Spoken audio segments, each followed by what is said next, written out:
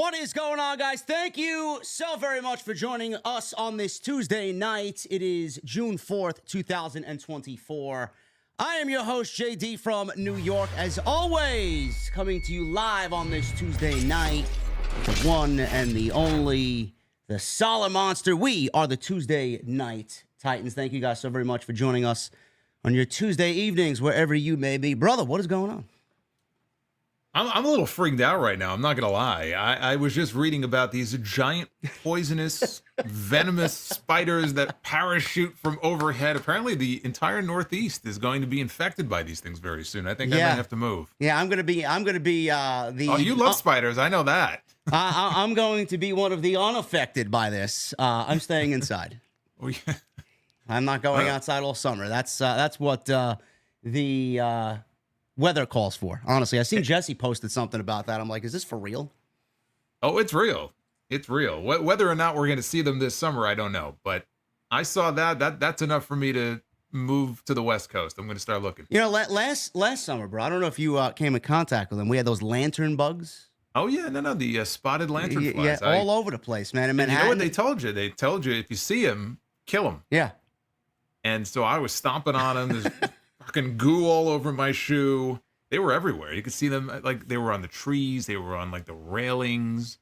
They were all over the place. I'd walk the same path to my trainer last summer down the same street. It's like 2 blocks from where his apartment was. It was like a lantern bug graveyard.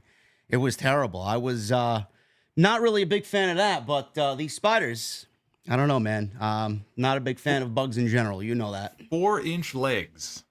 4-inch legs. And they parachute, apparently. Yes. The wind blows them around, and they get parachuted, and they will land on you. Apparently, they're not dangerous to humans, but that doesn't make me feel any better. It's all right. I'm running the other way. That's all I need to know. We'll worry about that when we cross that bridge. Hopefully, we don't get none of that up here. But it's been a slow week, guys, for pro wrestling. Not a lot is going on. So for us creators, it's a little bit of a slow period. I guess it comes in waves. During WrestleMania week and the weeks leading up to WrestleMania, we couldn't get a fucking ounce of sleep. And now there's nothing going on. So it's like I'm begging for something to happen.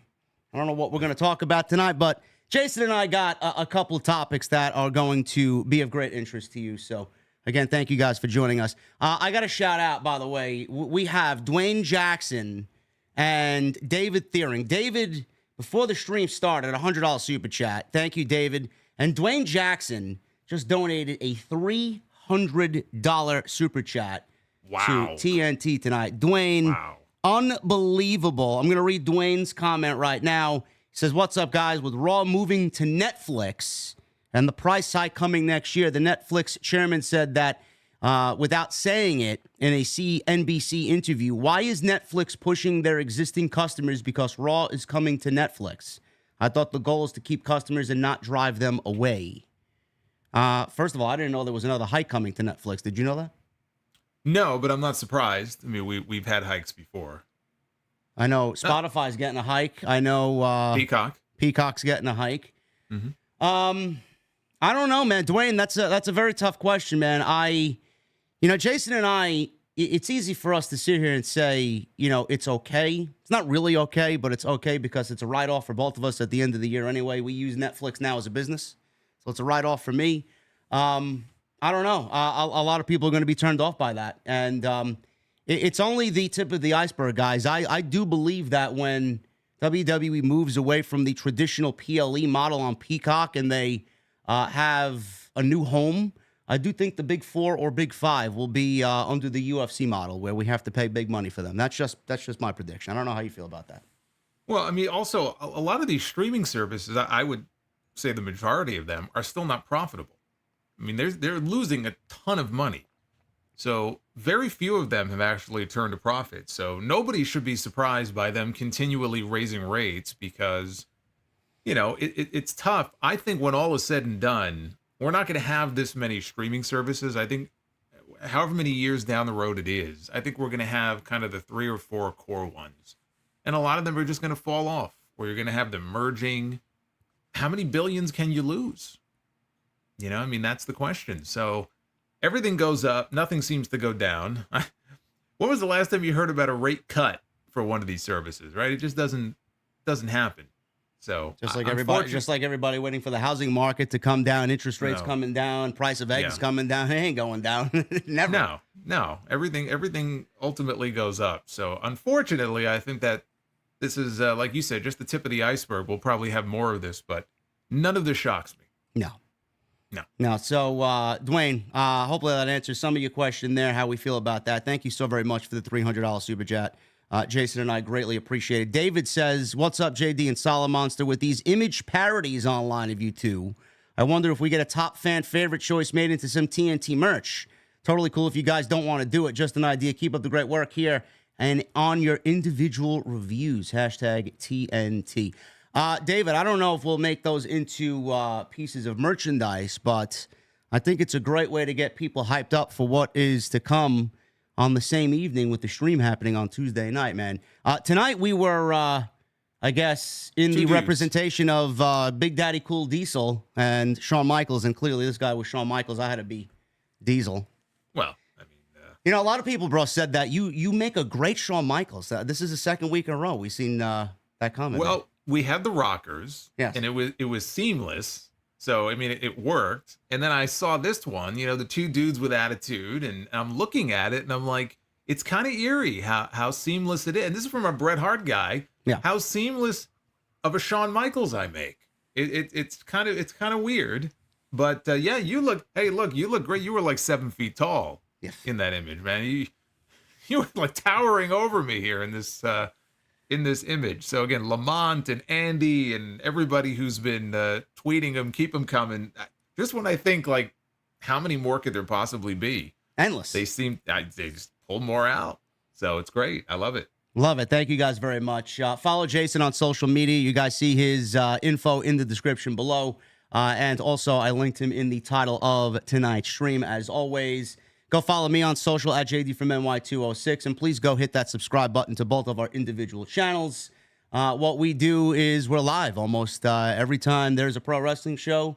Get used to it, or I'm sure most of you are used to it. We are live almost every Monday, Tuesday now, Wednesday, Friday, and pay-per-view weekend. So make sure you guys go check all that stuff out and hit that subscribe button. And please hit that thumbs up. Helps out the video tremendously when it publishes to YouTube. Love the algorithm when it picks it up. So if you guys can hit that thumbs up and get us as close to 1,000 likes as possible, we would really appreciate it. Jason, as always, I'm going to let you begin tonight's show. Lead us where you want to lead us, my friend. What do you want to talk about? Well, I'm already seeing some messages in the chat talking about Jordynne Grace and how great she looked tonight on NXT. So why don't we start there? Okay. Because NXT, all of a sudden, for the first time in a long time last week, NXT was the talk of the town. And people were talking about Jordynne Grace and TNA. They were talking about Ethan Page. So I think that would be a good place to start. And I'll just start by saying, I think it's great. I think what's going on with NXT right now, what appears to be going on, is fantastic.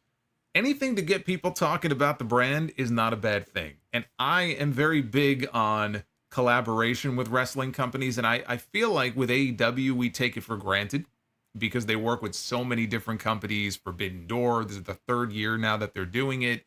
We come to expect it, and we have talent from all over the world on Dynamite and Collision, Ring of Honor any given week.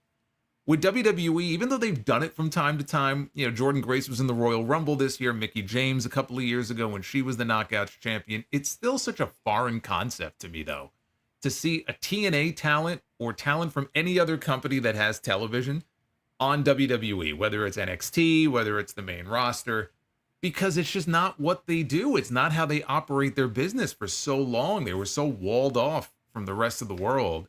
So I think it's great. And I thought that Jordynne Grace in the Royal Rumble this year was fantastic. And I think that she is somebody who I think next year, I think we're going to see her in WWE. I would be shocked if she doesn't end up there. And they obviously are head over heels about her. They're very high on her. So I don't know what she did tonight. I didn't check out the beginning of NXT, but I like what I saw last week, and I like where this appears to be headed. And I don't know where you fall on that spectrum there, but I don't see anything negative to it. No, I don't see anything negative to it. In fact, I feel like NXT needed a shot in the arm. I know you and I both stopped watching the product on a weekly basis. I was one who caught up with it in clips on YouTube, or on a random Thursday night, Friday night when I'm in bed. I'll just put the TV on in the bedroom and fall asleep to it. That's the extent of my NXT viewing. It sucks because I was one of the very few outspoken people who was heartbroken about Black and Gold going away. I feel like they never recaptured that magic, and I don't really expect them to, because that was some of the best pro wrestling that I've honestly sat down and watched as an avid viewer of the product.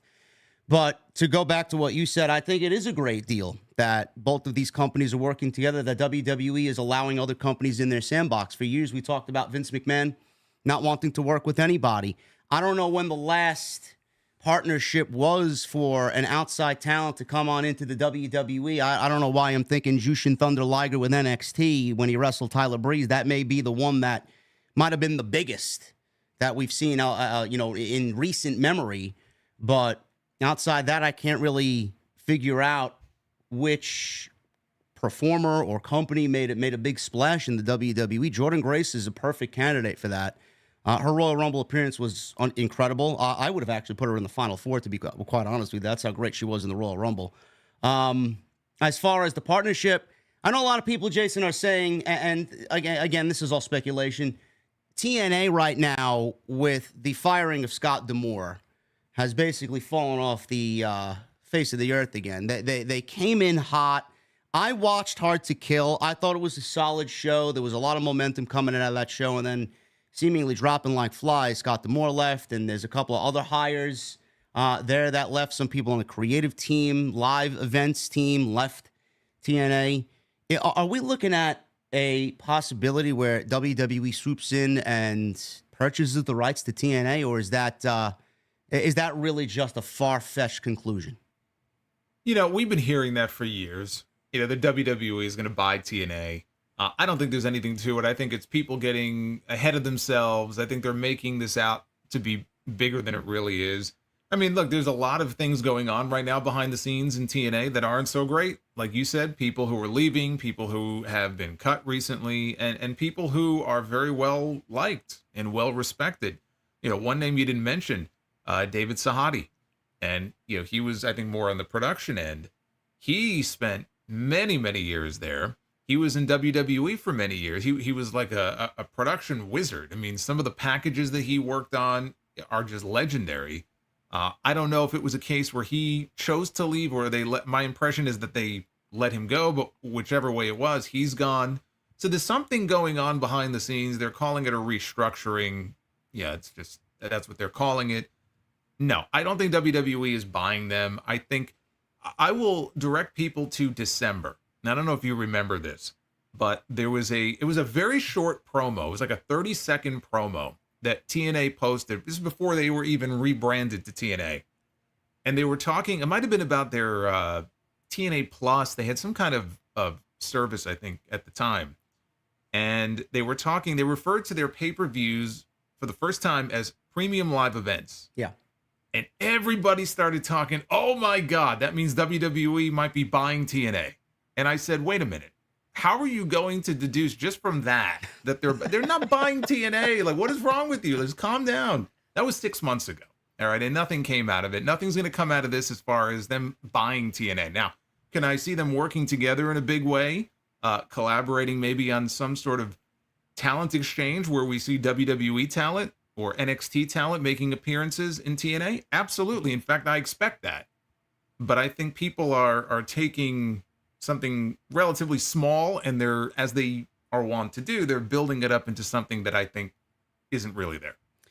Yeah, I tend to agree there. I mean, I wouldn't be surprised if something like that did happen, but I don't see that happening right now. I mean, I know you have once upon a time covered TNA Wrestling on your platform. Stopped covering it because obviously, we felt the same way we do about NXT as we did TNA. I never covered TNA, but as far as the interest in the show, I feel like they could use it.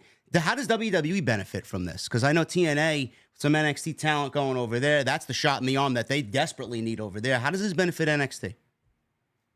Well, I think it's twofold. First of all, I think Shawn Michaels is more open to doing stuff like this, I think, because he thinks that I think he thinks it's cool for the fans. And it is. Again, we're fans at the end of the day. And we think it's a pretty cool thing to see the two of them collaborating like this. I also think there's an element to it where, and whether TNA realizes it or not, I'm sure Tony Khan would recognize it. There's a scouting element to this. Because again, they're very high on Jordynne Grace. You cannot tell me that WWE is not keeping tabs on her availability when her contract is up. And as soon as she becomes available or she's nearing the end of her deal, you cannot tell me that they are not going to make whatever move they can legally make to try to get her into their company. Okay, so you look at that.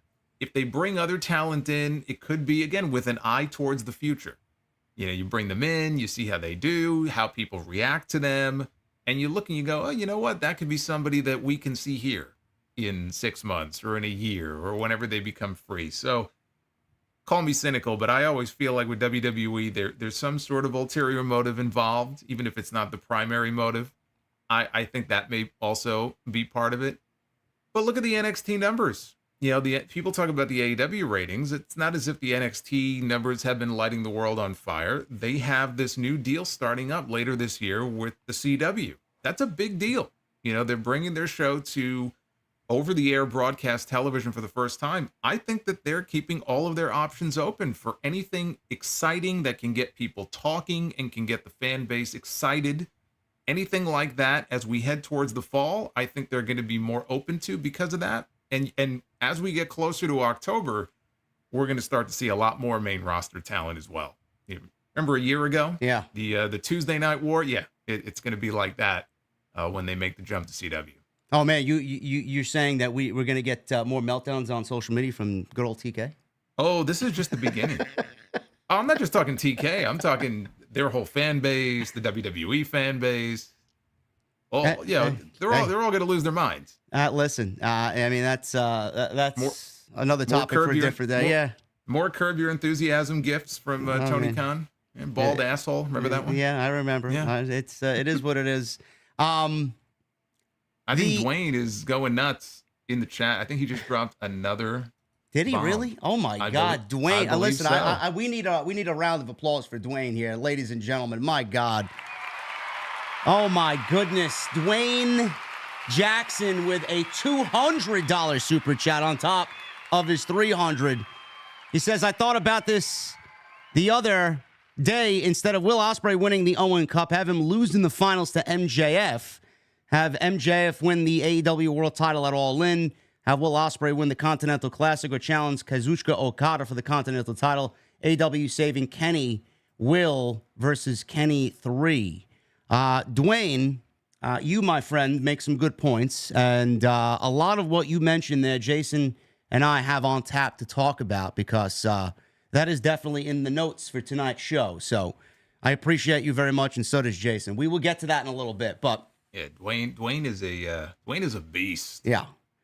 Now, going back to this TNA NXT thing, Jason, yes. do you think that this leads? Now, you mentioned the CW. Mm-hmm. Do you think that this leads to potentially a Worlds Collide show when you mentioned the main roster? Because I'm thinking Worlds Collide. The first thing that I thought about was not a sale, and a social media tends to blow things out of proportion. I was thinking a Worlds Collide show with TNA versus NXT. You mentioned around the fall we'll start to see some main roster talent potentially filter onto the CW premiere to give some hype to that new home. Do you start to see a Worlds Collide brew from that point on between NXT and TNA? Because I know a lot of main roster stars. Drew McIntyre tweeted himself with the TNA Championship on social media. AJ Styles tweeted something, I believe, or Moose, one or the other. You start to see some of the bigger names now getting involved and getting excited about this. Do you see Worlds Collide happening when we move into the fall season? I think a Worlds Collide with NXT and TNA is very possible. If you're talking about main roster talent, I don't see it. Which is not to say that you couldn't have an AJ Styles do a one-off on a TNA show. People were talking about Bound for Glory. I think it's the 20th one, coming up. AJ's a little busy right now. Doesn't look like that's going to be happening. I think he's put TNA in his rear view, frankly. So, no, I don't see there being a Worlds Collide thing involving main roster talent, but with NXT, absolutely. And think about it. I mean, that would really be the very definition of Worlds Collide. Yeah. If you think about it, I mean, we've not seen any sort of event that would be the closest thing to a WWE version of Forbidden Door. I think that's as close as we're going to get on the WWE side to something like that. It's still very early in the relationship. Who knows, 6 months from now, how things are going to be. But I think if they find it mutually beneficial and the fans are responding to it in a positive way, later in the year, beginning of next year, I think a Worlds Collide type event with NXT and TNA is very possible. I think a lot of fans don't realize how Triple H has always wanted something like this to happen. You mentioned ulterior motives. I do think that WWE is first and foremost about themselves. If they could use anybody or a company, they would and will. But Triple H has always wanted to work with other promotions. We started to see that a little bit, when he was running NXT Black and Gold. We heard murmurs about that when he started to take over the creative process on the main roster. He wants to open those doors. Do you feel or get a sense that with AEW so close with New Japan and CMLL and Tony Khan bragging about the relationships that they have with all these different companies and the Forbidden Door is going on its third year, do you think that with the Forbidden Door being pushed by AEW, it made Triple H react in a way where he wants to follow the same footsteps as Tony Khan? Is what AEW has done here influential in making Triple H kind of change his mind about working with other promotions?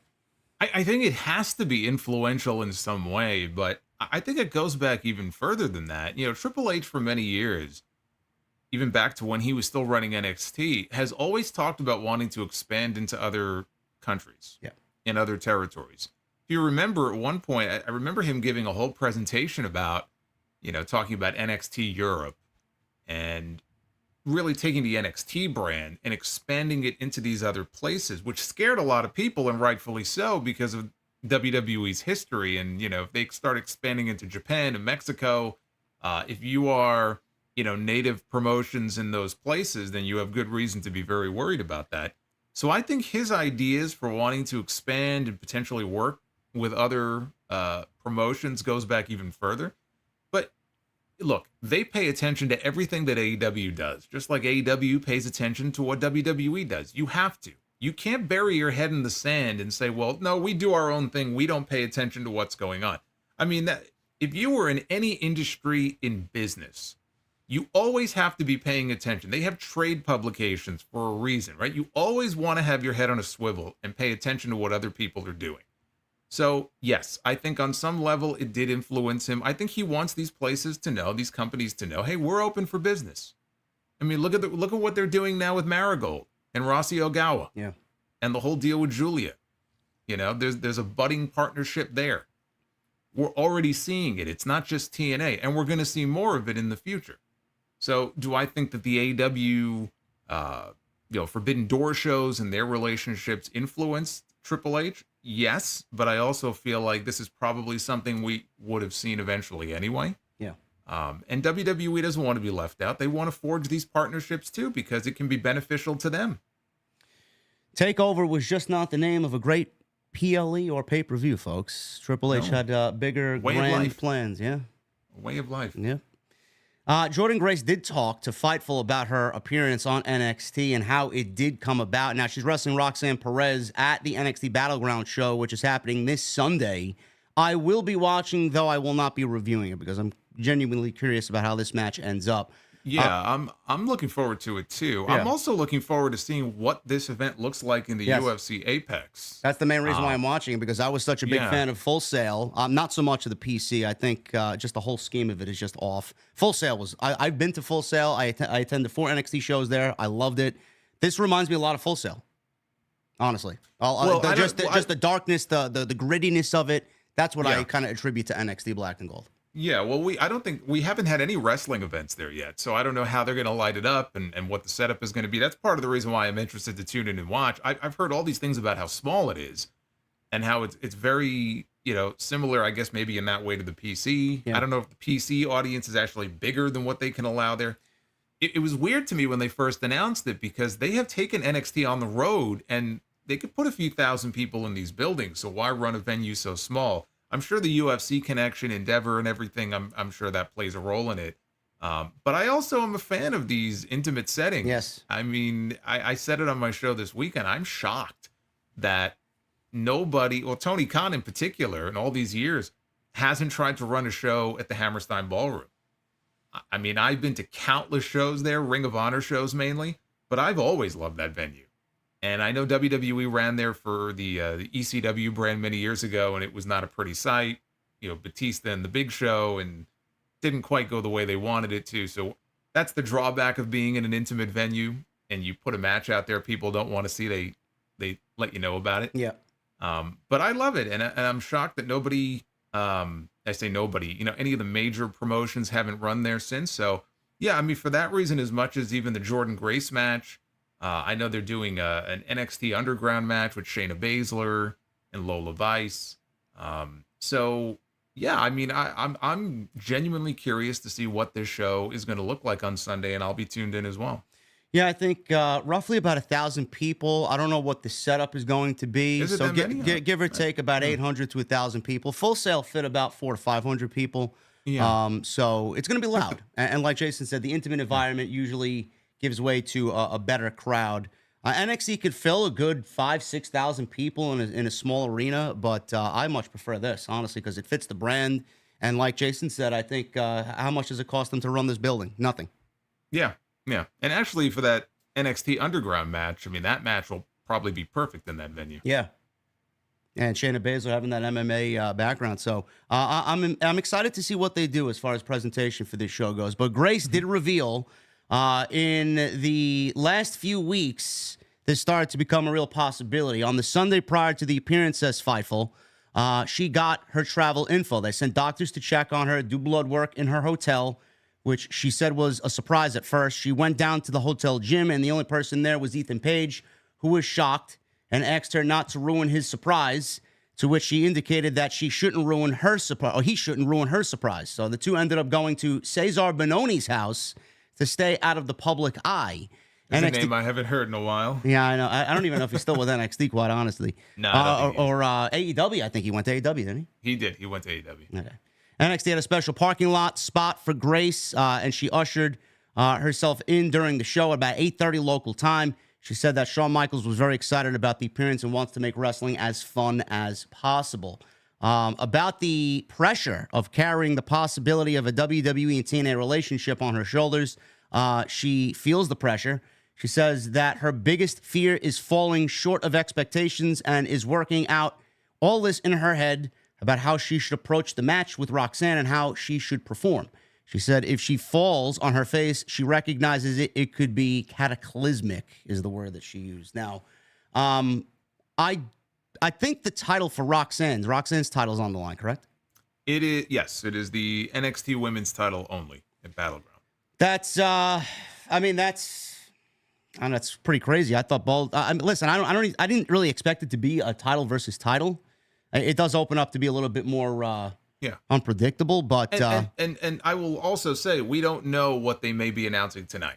Yeah. So it's entirely possible that could change. It could become champion against champion, but as of right now, it is only for Roxanne's title. And I wanted to say on that, and I assume you can chime in on what you think here about this also. They have their own show. I mean, TNA has their Against All Odds show coming up on the 14th, and it's already been announced that Grace is having an open challenge for the Knockouts title. So my assumption is, again, we are not going, this is not a one and done. You know, we're going to, it's not just a one-way street. You know, I would be shocked if we don't get NXT talent, possibly Roxanne popping up in TNA as well. But I said this on my show this weekend, and I'm curious to see if you agree. If I were booking, I would do a title change on Sunday. I would put the title on Jordynne Grace. And I know it is completely, and I don't even want to say just a WWE thing, just antithetical to how they do things. I mean, I think if you're a promoter, any promoter would be a little skittish about saying, yeah, okay, you can beat our champion. But I feel like that would get people talking in a way that would be beneficial to both sides, and it would be brief, and then you could send Roxanne, you know, into TNA territory and she could win the belt back. But boy, you know, you have to imagine there's going to be a lot of people watching that show who are not honestly going to believe that, okay, you know, Jordynne Grace is going to come in and beat Roxanne Perez. That's exactly why I would do it. I mean, you want to make a big splash and get people talking. That's how you do it. So I don't know if you feel the same way. That's an interesting thought process there. I didn't really, going into this with the announcement, I didn't really think that was even a discussion. I'm quite surprised that you're actually thinking that. I'm going the safe route here. I'm going Roxanne winning because I have the future in mind. I think with Julia coming on in, I think they were going to take the title off Roxanne anyway, because the rumor was that they were going to give Julia the entire division and have her go on a run like Asuka did so many years ago on Black and Gold. So if Roxanne was to lose it, win it back, and then lose it to Julia, does that make sense? Well, I wouldn't see that goes to what they're supposedly planning on doing with Julia. I wouldn't put the title on Julia in her first match. And this just goes to We've talked about this I talked about this also with Mercedes and AEW, where I know she's a big star and she comes in, doesn't wrestle a single match, but is gifted a TBS title match in her first match. It's just silly to me in a company that still has a ranking. At least I think they still have a ranking system. It may not be for that title, but still, the whole thing is just silly. So I didn't agree with it then, and I don't agree with it now if the idea is that Julie is going to show up. And I know that's going to have a lot of people very excited. But in her first match, you're going to have her challenge for the title and just put the title on her on day one. I wouldn't even do that. Yeah. I think you can introduce her, and you don't have to wait very long. I mean, it probably wouldn't take more than a month or two. Whatever the next big PLE is. I'd give her a big match on the Heatwave show in July, assuming she's cleared. She has a broken wrist. Give her a big match on that show, and then whatever the next big event is, which my guess would be in September, you could put the belt on her then. But to your point, if that's what they're intent on doing, does it take away from that? Yes, I think it does take away from it a little bit. But we're talking about Jordynne Grace winning the title for maybe a week or two. Like, I don't see the harm in doing it. I think playing it safe. This is a situation where you don't have to play it safe. I would probably play it safe in a main roster situation, but we're talking NXT. So I think there are times where you can look at it and go, you know what? Instead of playing it safe, this is what we always do. Let's go a little bit in a different direction here. People will not be expecting it. And let's just go and do it. And people are going to be stunned by this. And then they'll tune in to see what the follow-up is. And I just think it benefits both sides. And I don't see the harm in doing it. It doesn't kill the title. It doesn't kill Roxanne if she wins it right back. But you're talking about two companies. They have to have an understanding that, okay, if we do this, then our champion has to come back and beat your champion. And, I mean, it can get messy. I mean, we've seen examples of different promotions working in person. We've seen it in person. We've we've been privy to those situations where it can get a little messy. So I understand that, but if at all possible, this is one of those times where I wouldn't play it safe. I would do the title change and just go from there and just get people talking. I could see the positives to that for sure. Now, I'll throw it back at you. If it doesn't happen that way and Roxanne walks out with the win over Jordynne Grace and Jordynne Grace goes back to her show as the Knockouts champion, who shows up to challenge her if it is an open challenge? Because there are women there. I don't know who else would be of note in that division to make it a big surprise and a big match to challenge Jordynne Grace in an open challenge. How about we get someone the likes of Natalya going over there and wrestling Jordynne Grace? Because I know Natalya, she's in this kind of contract situation. She hasn't signed yet. The report is that she has a contract on the table she hasn't signed yet. And I think you and I both discussed that we don't really see Natalya leaving, but Natalya is the type of woman that I feel would want to go out there and really test herself because she hasn't been able to do that. Do you see something like that happening? So if Jordynne loses to Roxanne and she has this open challenge, who do you see accepting that open challenge? I think Natalya is possible. I think someone like a Shayna Baszler, I could see that. Look, we have Shayna on the NXT show this weekend. We had Shayna WrestleMania weekend in Bloodsport. So yeah, I mean, you could take somebody from the main roster in the women's division who is not, they're not in the title hunt right now as far as like the singles titles, which clearly Natty isn't. And Shayna isn't. I mean, she was for the tag titles. And then, I mean, we saw what happened last night where that pretty much went out the window for the tag team titles. Oh, shucks. I missed it. Oh, yeah. I know. Disappointing, right?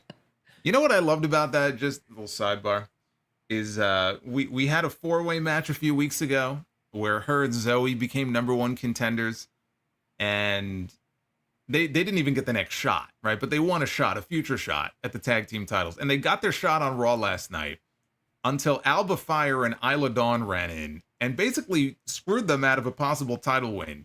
And how do Shayna and Zoe respond to this? They stand there and they stare at them.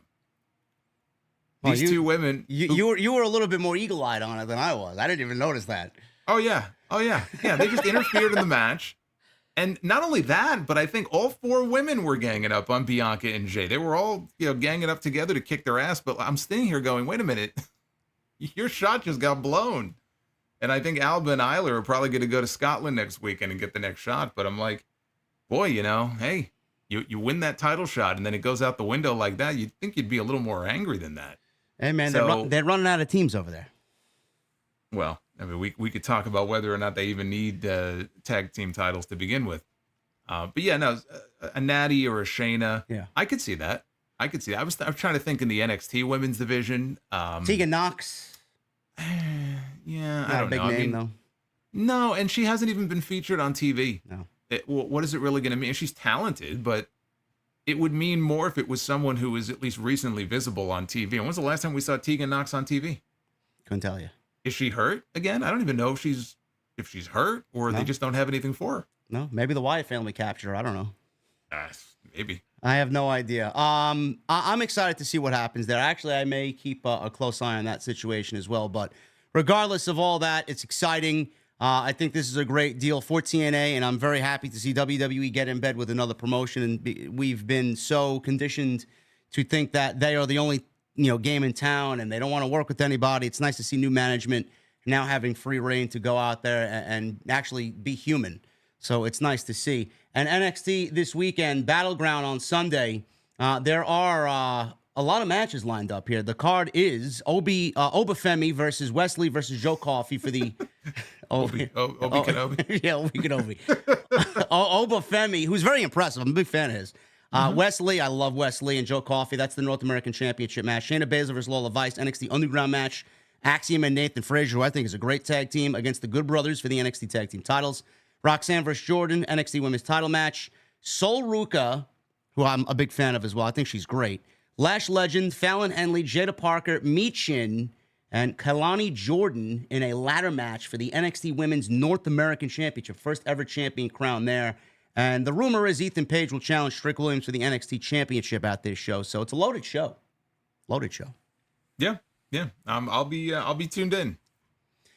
Speaking of Ethan Page, he was the one also that made a surprise debut last week against Strick Williams. Fightful Select has a report on his status. Now, he did say that he's not signed with the company. Everybody knew it was bullshit. He is definitely signed with the company because I don't know why he would be in the main event segment if not. So he had his AEW contract expired, or he was just released, but he told names in the industry that he was hoping to be a free agent by this time frame. Page had a desire to float under the radar until he appeared somewhere else. So clearly he showed up at the Performance Center and attacked the NXT champion at the end of last week's show. According to Fightful, Page's deal with the WWE was finalized over the course of last week and had a secret meeting go down at the Performance Center. Sources within the company are reportedly pleased and excited about his debut. Now, he was a former TNA talent. He was in one of the best tag teams they've ever had over there in the North with Josh Alexander. Ended up going to AEW. He was in a tag team over there with who the fuck was he with? Scorpio Sky. That's right. Pardon me. I mean, where he's at, I don't know. I think he got hurt again. Well, he was hurt. He came back. Believe it or not, I think I seen a promo package of him coming back several weeks ago, and then he disappeared again. But he was in a tag team with him as well, and then got shifted over to Ring of Honor and was left to die over there. So why he left AEW? Not difficult to see why. Now he's probably better off than he ever was. So he's in NXT. Page is also the sole proprietor of Alpha One Wrestling. Also joins former AEW star Shawn Spears as a name to join the NXT ranks in 2024. Jason, I know a lot of people were making social discourse, because that's what they do on Twitter, about why Ethan Page was getting a championship match against Strick Williams for the NXT title when he hasn't done anything. Now, granted, that's something that you and I are not afraid to complain about, but with this whole kind of TNA and NXT relationship and the company kind of having all these outsiders come on in. I actually quite like it for a one-off. The match I don't even think is official yet, so there's really nothing to complain about. But, minus that, Ethan Page, if you let him have that ball and have him run with it on that brand, just like a Ricky Starks when he gets there, hopefully, that could be his show, man. That is a great spot for him. Great wrestler. Great mouthpiece, promo, and I could see him spending a year and a half down there, getting his feet wet, go to the main roster, and really be something special on the main roster. Yeah, NXT is the perfect landing spot for him right now. It was a similar situation in Ring of Honor. He could have been that in Ring of Honor, but again, Ring of Honor, it just feels like a dead brand. So here, at least, it's new ground for him. He's not been there before. I think if you saw that first appearance last week, you saw a little bit out of him as far as, he has a charisma about him. He's a very good talker, which is to take nothing away from him in the ring. He's a good wrestler too, but he's a very good talker. And I think in a company like WWE, that will benefit him very well, maybe more than it would in other places. So like you said, you give him some time in NXT, whether it's 6 months, whether it's a year, maybe he becomes NXT champion, maybe he doesn't. But he could take that brand and be one of the top names on that brand. And I could easily see him landing on a Monday Night Raw or a SmackDown in 2025. And I think that he would do well. How far he would go, I don't know. But I think he would be in a much better position than he has been of late in AEW.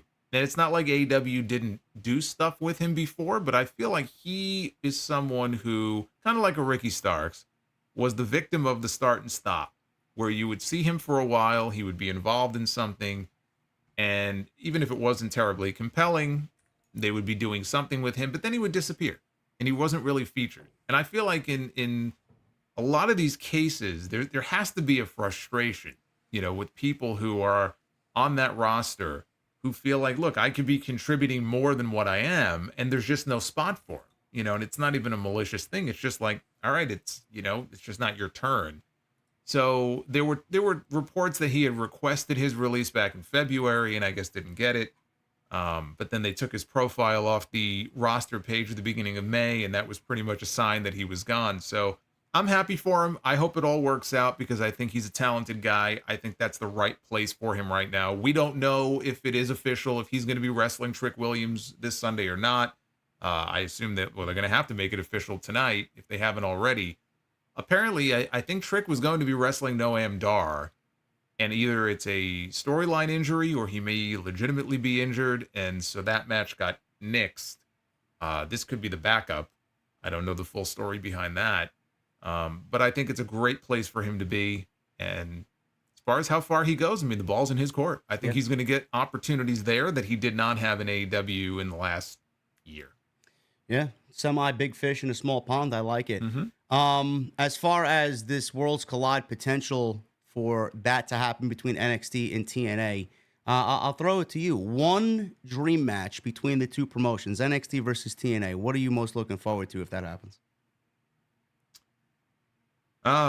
NXT against TNA. I was thinking of some TNA names who I think would be a good fit for something like this.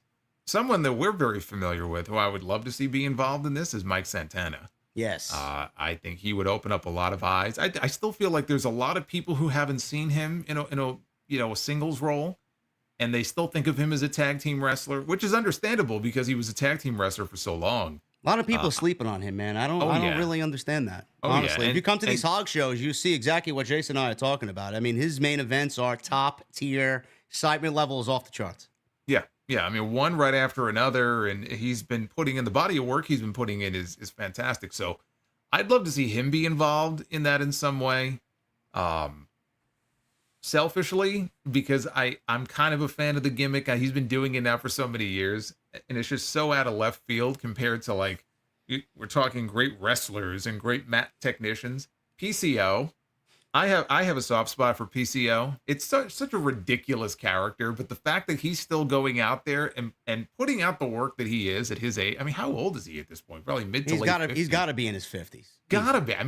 When he was when I was a younger wrestling fan in like the early to mid 90s, he must have been young, but he was wrestling Bret Hart and he was wrestling Diesel and all those guys. And he's still out there doing his thing. I'd love to see him, factor into it in some way. Somebody else who was in NXT and in WWE and had to leave because he was unhappy. Although I guess they got rid of him, but I think he has knocked it out of the park with what he's been doing is Mustafa Ali. And so I'd love to see him be involved. Maybe trying to think from the NXT brand. There's probably any number of people you can put him in the ring with, whether it's a Trick or whether it's, even someone like a Charlie Dempsey. I mean, some of these guys they have that are really good, but they're not quite ready for prime time yet. What that one dream match would be. See, that word gets thrown around a lot. I'm very sensitive to that. I don't like using that word a lot because there aren't that many truly what I would call dream matches. Yeah. There are great matches that I'd like to see. I don't know that I would call any of these a dream match. I think that's going a little too far. But there's a lot of really talented guys on the TNA roster. Josh Alexander, I didn't even mention him. Put him in the ring with almost anybody on that men's roster in NXT. Well, if Ilya Dragunov was still down there, I mean, there you go. Well, that's why I'm struggling here because the people I was going to name are not even in NXT anymore. I was going to name Carmelo Hayes and Braun Breaker. They've already been called up. So I don't know what that one match would be, but like I said, Josh Alexander, Speedball Mike Bailey. I mean, they have so many talented people on that TNA roster that I think any card they put together, they're going to put together some matches that are going to be fucking bangers and people are going to enjoy it. And at the end of the day, that's what it's all about. You want to put on the best possible show you can for the fans and give them the best matches that you can. Now, where PCO fits in, I don't know. I don't care. As long as he has a role in there. I just get a kick out of the character. I'm looking at a tag team match or two. Nathan Frazier and Axiom potentially against ABC or the Rascals is what I'm looking forward to. Yeah, sure. I can see something. Well, I mean, look, one half of the Rascals used to be in NXT. I know. He's not there anymore, but they are one of the most exciting tag teams in all of pro wrestling. So we will definitely keep an eye on that, guys. Very exciting stuff coming out of NXT, and that TNA partnership should be a good thing for both brands. Let's keep it with the WWE talk. We have a lot of contract talk, which is a little bizarre. I don't think I've ever seen, as far as what I do, the amount of contract talk coming out of WWE that's been open discussion at this rate or in this abundance in all my years doing this show and the YouTube channel. But we have some big names with contracts either have already expired or are on the verge of expiring. And we'll start with this one, because this one is to me, the most shocking, honestly, the fact that he doesn't even have a contract presented to him yet, and that's Chad Gable. WWE has a contract expiring with Chad Gable next week. And This Friday. And WWE's already made the match with Sami Zayn for the IC title at Clash at the Castle official as of last night. So Sean Ross Sapp is reporting that Gable's WWE contract is believed to expire by the end of the week. Jason just said Friday.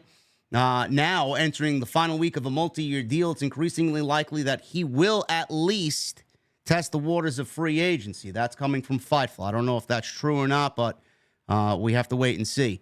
Now, obviously, Gable, the one thing that surprised me, Jason, in this report is that Sean Ross Sapp said that Gable is 38 years old. I swear on everything I own, I could have swore he was at least 33, 34 years old. Yeah, I mean, it was surprising, and it's really frustrating because when he was 33 or 34, he probably, I guess, around that time would have been doing the Shorty G stuff. Yeah. So I think back and I'm like, think of all the time that was wasted. They had this guy under contract. They had him right under their nose. And we're very aware of his history in American Alpha. I mean, they were a great tag team in NXT. I mean, you talk about that black and gold era a lot.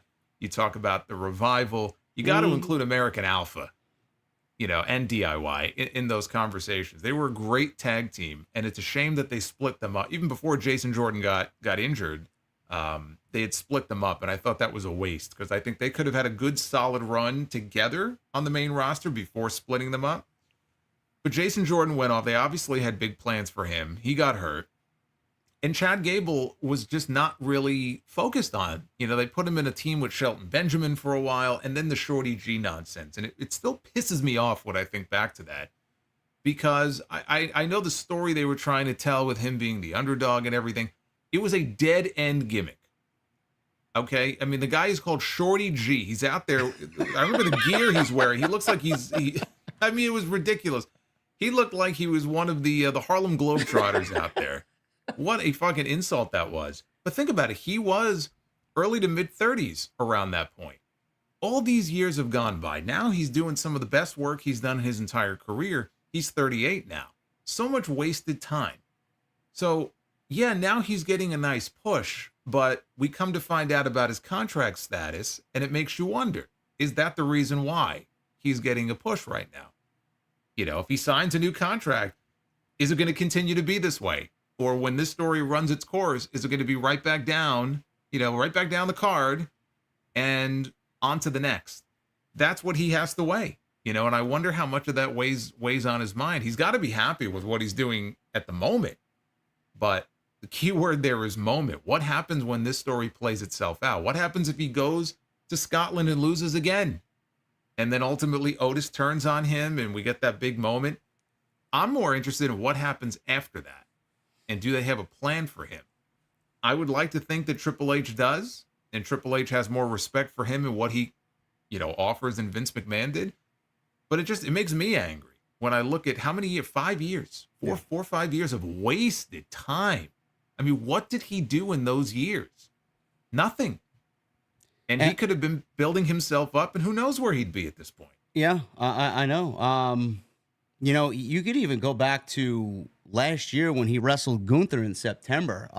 Chad Gable wasn't really even factored into anything. After that match ended, his quest for the Intercontinental Championship was basically put on hold. We go through October, November, December, January, in comes February, and we find out that Brock Lesnar and Gunther is canceled. Those plans are gone for WrestleMania. That was the plan for the Intercontinental Championship. Then in comes, all right, plan B, plan C. Who do we go with? Do we go with Gable? Do we go with Sami Zayn? So Gable had to even wait to get some solid, consistent TV time because in that moment, coming out of September, he was fucking losing every single week. It was to Ivar and whoever else was on TV. Bronson Reed. Nothing for Chad Gable. So in comes WrestleMania season. He still wasn't a part of WrestleMania. They went with Sami Zayn. And the way things seemingly worked out to me in a great way. Now we're getting the best version of Gable that I think we've ever gotten. The heel heat's genuine. The rumors of a Creed Brothers alliance with Chad Gable as he dumps his old Alpha Academy is something that I'm very interested in seeing. So look at all the time that they wasted just this year, or the last 12 months, I should say, with Gable not really being factored onto television. Now, all of a sudden, like Jason said, he's got a contract coming up. We're going to start slowly pushing him a little bit more consistently. How much is that legitimately true? I would bank on a lot of that being true. They realized, hey, man, we got this guy's contract's up. We're going to try and keep him happy. And that's not the only guy in this discussion that I think that way about, because I feel the same way about Ricochet, too. Mm-hmm. Yeah. So. Yeah. And I'm sure they're thinking about the same thing. Yeah. They've got some decisions to make because they're not signing a 1-year deal. If they sign, they're signing for 3 years, 5 years. And once you do that, you're locked in. That's a commitment that you're making. And look, a guy like Gable at 38, if he signed a 5-year deal, he'll be 42, right? Or 43 by the time that contract is up. I'm not going to say that's the last contract he'll ever sign, but, he's not getting any younger. So these are the types of decisions that have to be made. And, money is obviously a part of it. Schedule is a part of it. But these are people who I'm sure want to be creatively fulfilled. I don't think that somebody like Chad Gable, who is an Olympian and he's a legitimate athlete, is content to just sit in the back and do the bare minimum. He wants to be contributing. He wants to be doing something. It doesn't mean he has to be a world champion, but he wants to be in the mix. And so how much does that factor into his decision? There's talks that there are MMA promotions that are interested in having a conversation with him. Does he have any hopes and dreams of doing MMA? We don't know. It's going to be, listen, I don't know. Someone told me that this is what TKO does with UFC contracts. And I find that very difficult to believe. I mean, Dana White is out here saying, well, we haven't interacted with anything on the WWE side since the merger happened. Whatever they do, they do. Whatever we do, UFC does. So why are we comparing how one place operates with their contracted talent compared to WWE? Because in my eyes, when you got AEW looming around and Tony Khan with an unlimited bankroll, you don't want someone like Chad Gable going around, because Tony Khan, the way he is, he'll throw fucking X amount of money at Chad Gable, and then that's a lot of money to look at and say, hey, man, I can't turn that down. We had Dax Harwood last year, I believe it was, saying that he'd love to have Chad Gable in the locker room and on the AEW roster. So if this man is a free agent, literally the minute past midnight on that day, he's getting offers. That's how good he is. Yeah, of course. He should be getting offers from everybody. But it's still crazy to me that you had Becky Lynch, who was the champion and one of the biggest stars in the company, and her contract was coming due. And I don't get the impression that she had already told them, look, I've decided I'm taking time off. I don't want to talk about this. I mean, they were having discussions. They were having negotiations. They couldn't come to a deal. And so she's going to take some time off. But she was the champion. Now, do I think that she was going to walk out on Dynamite one week and take the belt and drop it in the garbage can like Medusa? No. But she was the champion. Gable now is in a major program for a title on their show. These are people who are doing things that are involved in major stories on the show, and they don't seem to be in any great rush to lock them down. That's a huge departure from the way that Vince McMahon always did business. Yeah. Where they were waving contracts in people's faces months in advance, to get them to just lock them down. And it was even worse 5 years ago. Why do you think all these contracts are coming due? 5 years ago. What was going on 5 years ago? That was 2019. AEW had just started up. And so what do you think was going on back then? That's when we were getting all these reports about WWE giving these ridiculous money offers to people that they weren't doing anything with. I mean, the rumors and the reports that were going around 5 years ago about the money being offered to the Good Brothers and the money being offered to fucking FTR. I mean, look, paying the Good Brothers $900,000 a year to do what? I mean, it's like, good for them. I mean, look, get that bag. But holy shit, are you kidding me? Like, if that's what they were willing to throw at people like that they were doing nothing with, what do you think that tells you? Because they didn't want them to go there. We want them here. And it doesn't matter if you're up here or if you're down here, but that was their priority. These are some of those deals now coming due 5 years later. And it just goes to show you how quickly things can change. New ownership, and they're like, we'll get around to it. We think we're going to get them, but, whatever. We'll take our time. And they don't seem to be in any great rush. It's very bizarre to me, honestly. I would be on the phone with Gable. Fucking most of my day would be on the phone with Gable. What do we got to do to get it done? I'd be fucking texting him every day. Jesus Christ! See listen, that latest offer? As far as Gable is concerned, I want to look at the silver lining here. They did announce the match with Sami Zayn for Clash of the Castle, which happens next Saturday in Scotland. For all we know, he's working on a handshake agreement, possibly to go past his contract end date. For all we know, he could have agreed to a new deal, and nobody knows yet. Mm-hmm. For all we know, he could have agreed to a short-term contract while they work out and iron out a new contract, which is a long-term deal for him. We don't know. All I know is without Chad Gable in the middle of that mix on Monday Night Raw, to me, it might not be to you guys, because you might see him as, who gives a shit, Chad Gable, if he goes somewhere. I think Chad Gable, what Jason said, the years that were wasted, the potential is fucking there. And to have him missing on that show, especially right now at the height of his career with what he's doing and the promise of what's to come potentially, I think that would be that's a huge void, honestly. There's not a lot to like about Monday Night Raw right now. Braun Breaker, Chad Gable, Dragunov, Ricochet with what he's doing. We'll get to him in a second. Liv Morgan, McIntyre, Punk. Punk's not even there. Rollins is hurt. I mean, right now, there's not a lot to like. I don't know why you would want to lose him on top of everything that's going on right now, especially with the women's division losing Becky, Asuka, and Rhea Ripley. I mean, there's a lot missing there. You don't want to lose Gable. No, and that Alpha Academy story is carrying Raw right now. I mean, Drew McIntyre is still great, and when Punk is actually there, the McIntyre Punk thing will obviously be number one. But if you look at the last month or so of Monday Night Raw, this storyline, this one right here, this is the best thing going on Raw.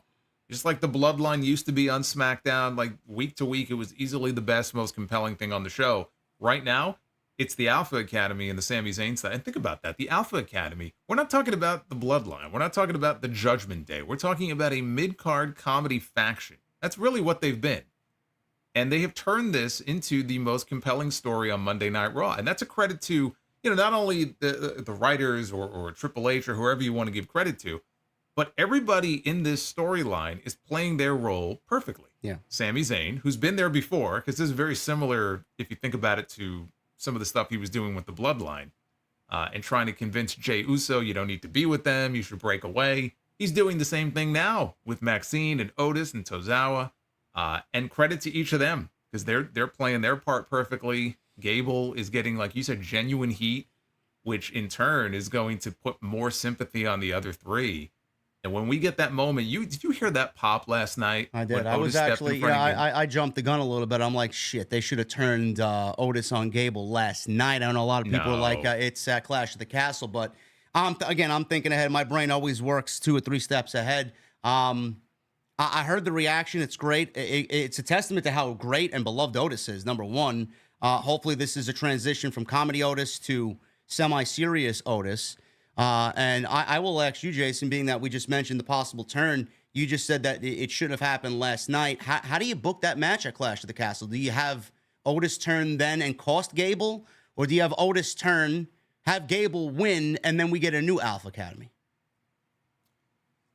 I would be very tempted in front of that crowd, because I have a feeling the crowd we're going to get next weekend is going to be very similar to that crowd in France. Yeah. I don't want to say it's going to be the French crowd, because that crowd was unbelievable.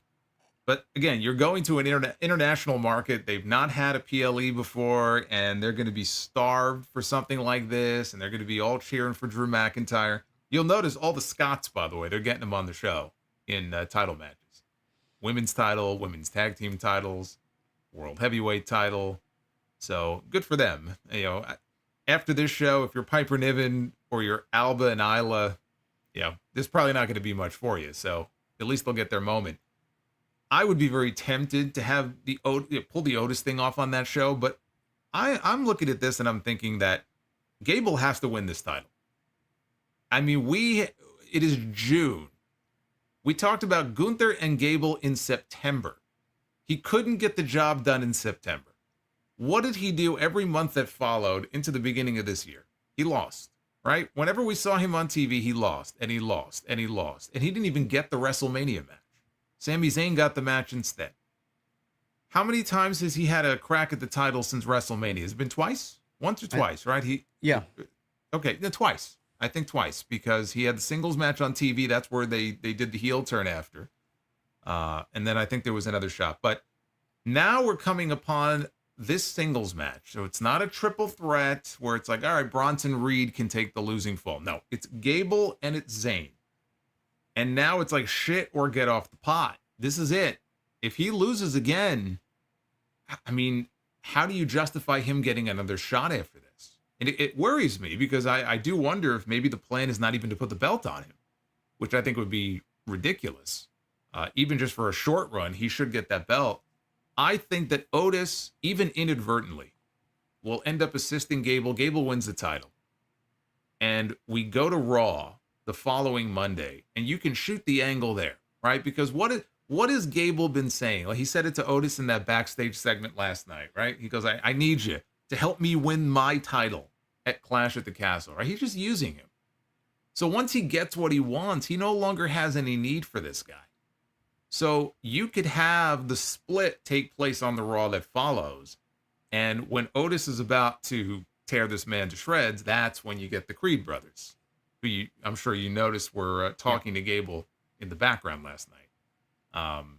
I've been waiting for this now for weeks to turn Creed's heel. They've been losing also. It's been at least 3. There's been at least 3 times where they've been linked in a backstage segment. Yeah. I mean, they've been linked before anyway, just to the whole Alpha Academy. So that's not anything new. And the Creeds have been losing recently, and that's fine if you're going to turn them. But at that moment, that's when the Creeds attack, and we get this new trio. And now you've got Gable as the Intercontinental Champion. You've got the Creeds. Sammy could, try getting his belt back. They could build to a match with Gable and Otis. You have a couple of different, big matches for him. That's what I would do. I feel like you have to put the belt on him, but I would save the angle where Otis splits for the Raw that follows, and bring the creeds into the story at that point, with or without Ivy Nile, because honestly, I could go either way on that. Yeah, I like that a lot better. I think the turn on Monday is probably the way to go. And like you said, I agree with you 100%. Gable needs to win the championship, absolutely, on Saturday next weekend at Clash of the Castle. He needs to win that championship for the first time in his career. And I'm thinking, what's next after Gable? I don't know how they tie in Otis after that. If they feud Otis with Gable as the champion. You know, I know Sheamus has made a big deal about going after the Intercontinental Championship. Maybe they build him up for a title run against Gable. I don't know. I'd like to see that. So yeah, I would like to see that saved for WrestleMania, if possible. Yeah. So Gable is one. I don't think he's going anywhere, but the possibility is always there. But I don't think he's going anywhere. Someone I don't think is going anywhere, which a lot of people on the AEW side tend to believe that she's going to be at All In wrestling Mercedes for the TBS title. That ain't happening. Becky Lynch is a free agent. She is legitimately free and clear. She could show up on Dynamite Wednesday, tomorrow, if she wanted to, but that's not going to happen. So Becky Lynch is now a free agent for the first time in 11 years. Jason and I talked about this last week. We're not going to get too much into it, but it was official this week. The latest report is from Fightful. They were told that WWE seemed aware that Becky Lynch would like to take time off. This was even before she won the world title, but felt like it was a better approach for the story to have her win it. There was no concern that Becky wouldn't do business. And WWE right now is not really in the situation where they feel Becky Lynch is going to show up somewhere else. WWE sources that Fightful spoke to said that Lynch has been classed to deal with and had communicated to them that she was just taking time off. Listen, I don't want to sit here and tell you that it's not a possibility. She could show up in AEW. It certainly could be a possibility. Tony Khan's going to offer her a contract. I'm sure he's going to have a discussion with Becky Lynch at some point between now and when she decides to come back to pro wrestling. But she's not going to end up there for very obvious reasons. One, Seth Rollins is home. Who knows when he's getting back? He'll probably return at the end of the year from his injuries. With him being home, she wants that family dynamic at home, because how much time do they realistically have together in their home together with their daughter? Probably not a lot. That's a big factor. I know Jason mentioned she might want to have another child. Who knows? If she wants to have another child, God bless her. She can go do whatever she wants. If she wants to take another 9 months off, I don't think WWE is going to bat an eyelash. Third, I do feel that with Becky Lynch being out, it does cause some concern for that roster. So I do feel like she will retire in WWE and try to help this division, because this is a different management team. Vince didn't want anything to do with pushing the boundaries of women's wrestling. Triple H does. And I think, honestly, compared to AEW, I think Triple H may be the one promoter in all of pro wrestling that really genuinely gives a shit about women's pro wrestling. I do think that she wants to remain in that environment, and I don't think she's going anywhere. And I do think that with her being there, it's only going to take it to the next level. So I do think that she is going to remain with WWE.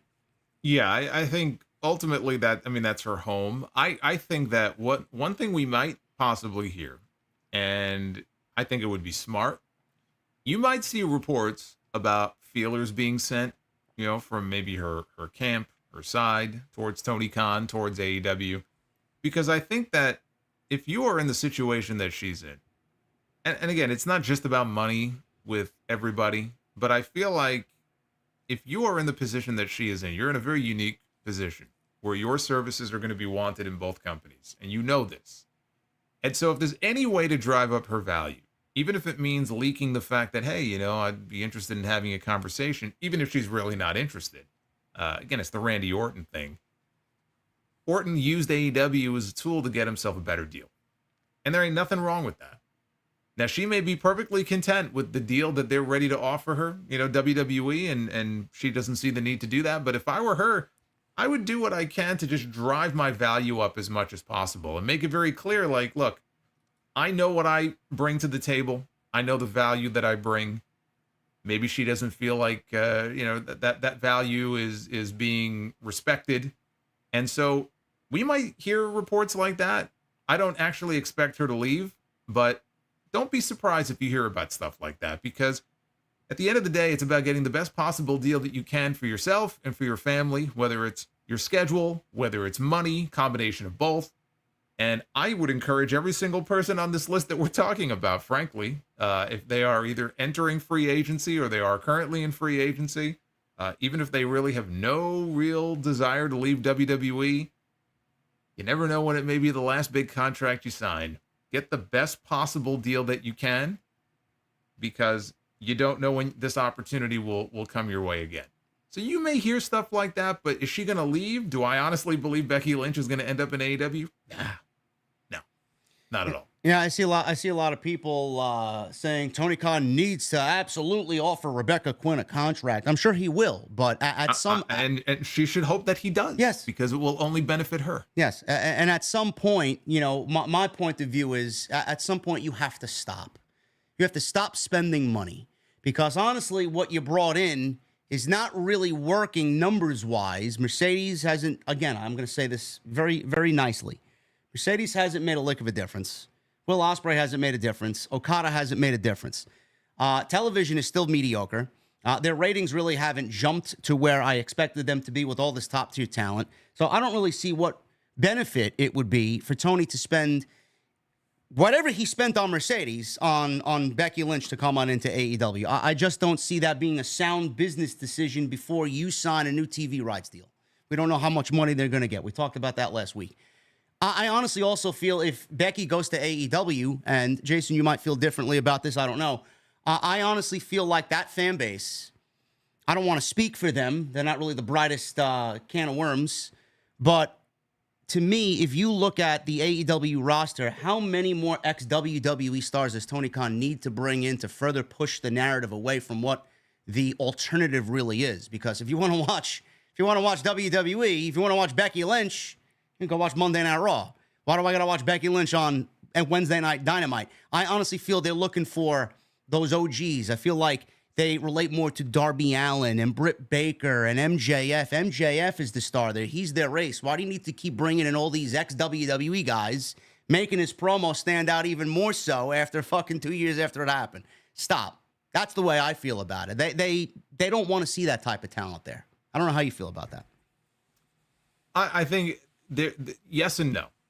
I think that if you're talking about Becky Lynch, then if you're Tony Khan, you absolutely make an offer for Becky Lynch. Yes. I think you would be foolish not to. There are just certain people who are at a certain level of popularity, and she has a lot of years now in WWE that they invested in her at a high level. She caught fire about 6 years ago. Maybe she's not quite at that peak of popularity that she used to be, but she is still one of the biggest names in all of WWE. And she goes out there and she has very good matches with people as well. I mean, she proved a lot of people wrong, I think, who were talking shit about her late last year. She went out there with Trish Stratus and with Tiffany Stratton and even Nia Jax at the beginning of the year. And she was kind of silencing, I think, people who maybe thought that she didn't have it anymore, or, her matches haven't been that great. She can still go out there and she can still perform at a high level. If you're Tony Khan, if I'm Tony Khan, I'm absolutely trying to bring her into my company, because I do think she brings value. I don't think the AEW fan base is going to be turned off if Becky Lynch was to be brought in, because I think that they would see her as a big name, as Mercedes was, when they brought her in. And they would want to see her get in the ring with people that you mentioned, Britt Baker and Jamie Hayter and Tony Storm and Mariah May and Willow Nightingale and Chris Statlander and people like that. And maybe she could even put some of them over. Now, you don't want to bring her in and use her as a jobber, but she can come in and she could put over a couple of kind of homegrown AEW names. She could help elevate them in the eyes of a lot of fans. So there's a lot of value, I think, to bringing in Becky Lynch, even if you bring her in and the ratings don't really move much. Honestly, I don't know that there is anybody absent somebody on the level of a Roman Reigns that WWE or from WWE that AEW can bring in that's going to make a difference in the ratings like CM Punk did for a while. I just don't think there are many people who can do that. At the end of the day, what it comes down to is, what are you doing with these people when you bring them in? How are you positioning them? What story do you come up with for them? What big matches do you have planned for them? It comes down to the creative. It comes down to how you book these shows. So you don't have to keep signing people from WWE. I don't think Tony Khan should bring in every free agent from WWE. A Becky Lynch, though, to not go after somebody like that would be insane. And I think Chris Jericho even made a comment like that recently about why AEW should continue to go after free agents. Yeah, one of the reasons Tony Khan wants to get the kind of money he's looking for on this next rights deal is so he can continue to make offers for big free agents. Becky Lynch would be a big free agent, or she is a big free agent. And I don't think the AEW audience would be upset bringing her in. But if Tony Khan brought in Becky Lynch and Natalya and Ricochet and Angel Garza and Chad Gable, yeah, I would say that would be overkill. And I mean, I would have an issue with that. And I'm sure a lot of the people on that roster wouldn't like that very much. But selectively, there's just some people who are, big enough that if they become available, you'd be a fool not to go after them. Yeah, I agree there. I just feel like with what they have right now, they can't even work with what they got now. So why add something else to the mix when they have so much talent over there to work with right now that it really isn't, I would say, floating with good creative. The creative there is just not what it used to be, or it's not where it should be right now. So, yes, I do agree that Becky would and should get a contract offer from Tony Khan. And like you said, hopefully she does, because it's only going to raise her price for WWE. I don't see Triple H losing or wanting to lose Becky to AEW after he's already lost Mercedes. So I think there's going to be a big offer thrown at her regardless, because I don't think after what Mercedes did and left, they don't want to lose Becky. And no, I don't see them losing Becky. No, and there's no reason. We can't get in her head. So we don't know what she's thinking, what's the most important thing to her. Let's assume that it's not a money issue. She's going to get paid very well either way. The only thing I could think of that could make a difference is if she was really just at a point in her career and in her life where she just wanted to be able to work with people that she has never worked with before. And I mean, there are people there that she has, like Mercedes, but there's a ton of women on that roster that I'm sure she looks at because she's a wrestling fan, and I'm sure she pays attention to what's going on over there and has maybe some friends over there. She probably looks at that and goes, man, I wish I could work with her and her and her. If that is the most important thing to her, then there's a chance. But again, there's just beyond that, I don't see why she would want to leave WWE. She seems like she is in a great position there, even forgetting the fact that her husband works there.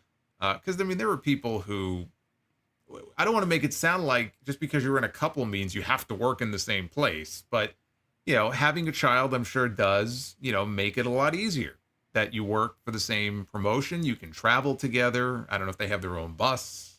I don't know what their situation is.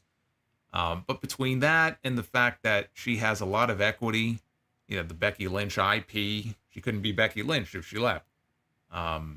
Which may not be a big deal. I mean, Edge left and he's Adam Copeland, and honestly, it's not like that affected my enjoyment of his work just because I don't call him Edge anymore. Like, I don't give a shit. You either enjoy him or you don't. But she did build up, a lot of equity in that company. She's in a good place. I don't see why she would want to leave, as long as she feels like whatever offer they make to her, they're respecting her. If she felt disrespected in some way, that changes things. But as far as we know, there's no indication of that.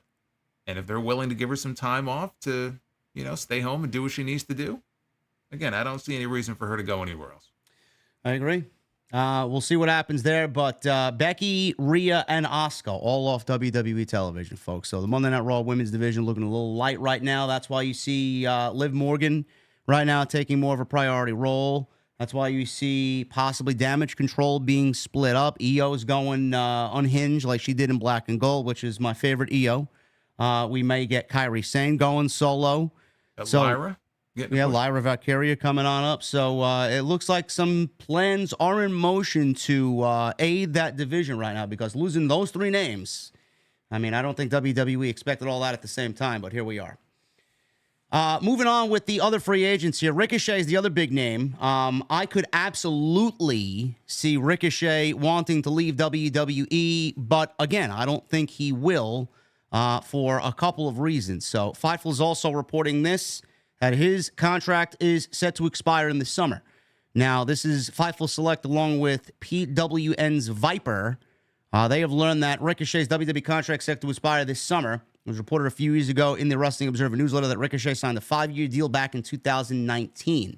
Ricochet is expected to get heavy interest from virtually every company that is able to afford his services. And AEW International Champion Will Ospreay was very open in an interview last week before Double or Nothing, saying that he'd love to face him again and basically said it was ludicrous at how WWE is using somebody the likes of Ricochet, putting him in a 3-minute Twitter show, or on a 3-minute Twitter show, basically with 3-minute time limits, making them basically laugh at the extent of his usage. WWE Speed Champion is Ricochet. He does realize, I hope, that Ricochet is actually featured on Raw too, right? He does understand that? I would hope so. Does he think he's just relegated to Twitter and he only wrestles 3 minutes a week? I mean, maybe. I don't know. I don't know. Sean Ross Sapp said that there are contract discussions planned between WWE and Ricochet. So, listen, like Jason said, we don't really know what the talent is really thinking. Becky could opt to stay and not really give a shit about anything outside of WWE. She might not want to wrestle in Japan. She might not want to wrestle in AEW and against all the slew of talent that they have over there. Same thing may be with Ricochet.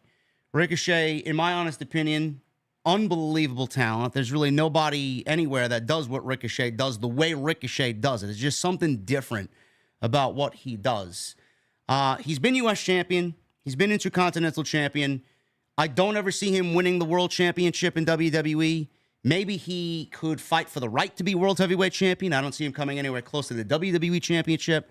I genuinely think that we've seen Ricochet hit his heights in WWE. Now, he's also somebody that could want to test the waters.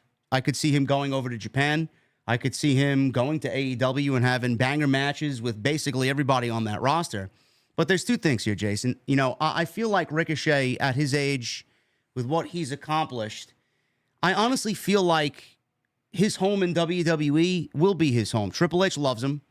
He met his wife there, or soon-to-be wife there. I don't see why he would look at any outside ventures there. She's there on the road. I think that is very important to him from what I've seen of them on their social media. They clearly they're getting married, and I think that's a big deal to him.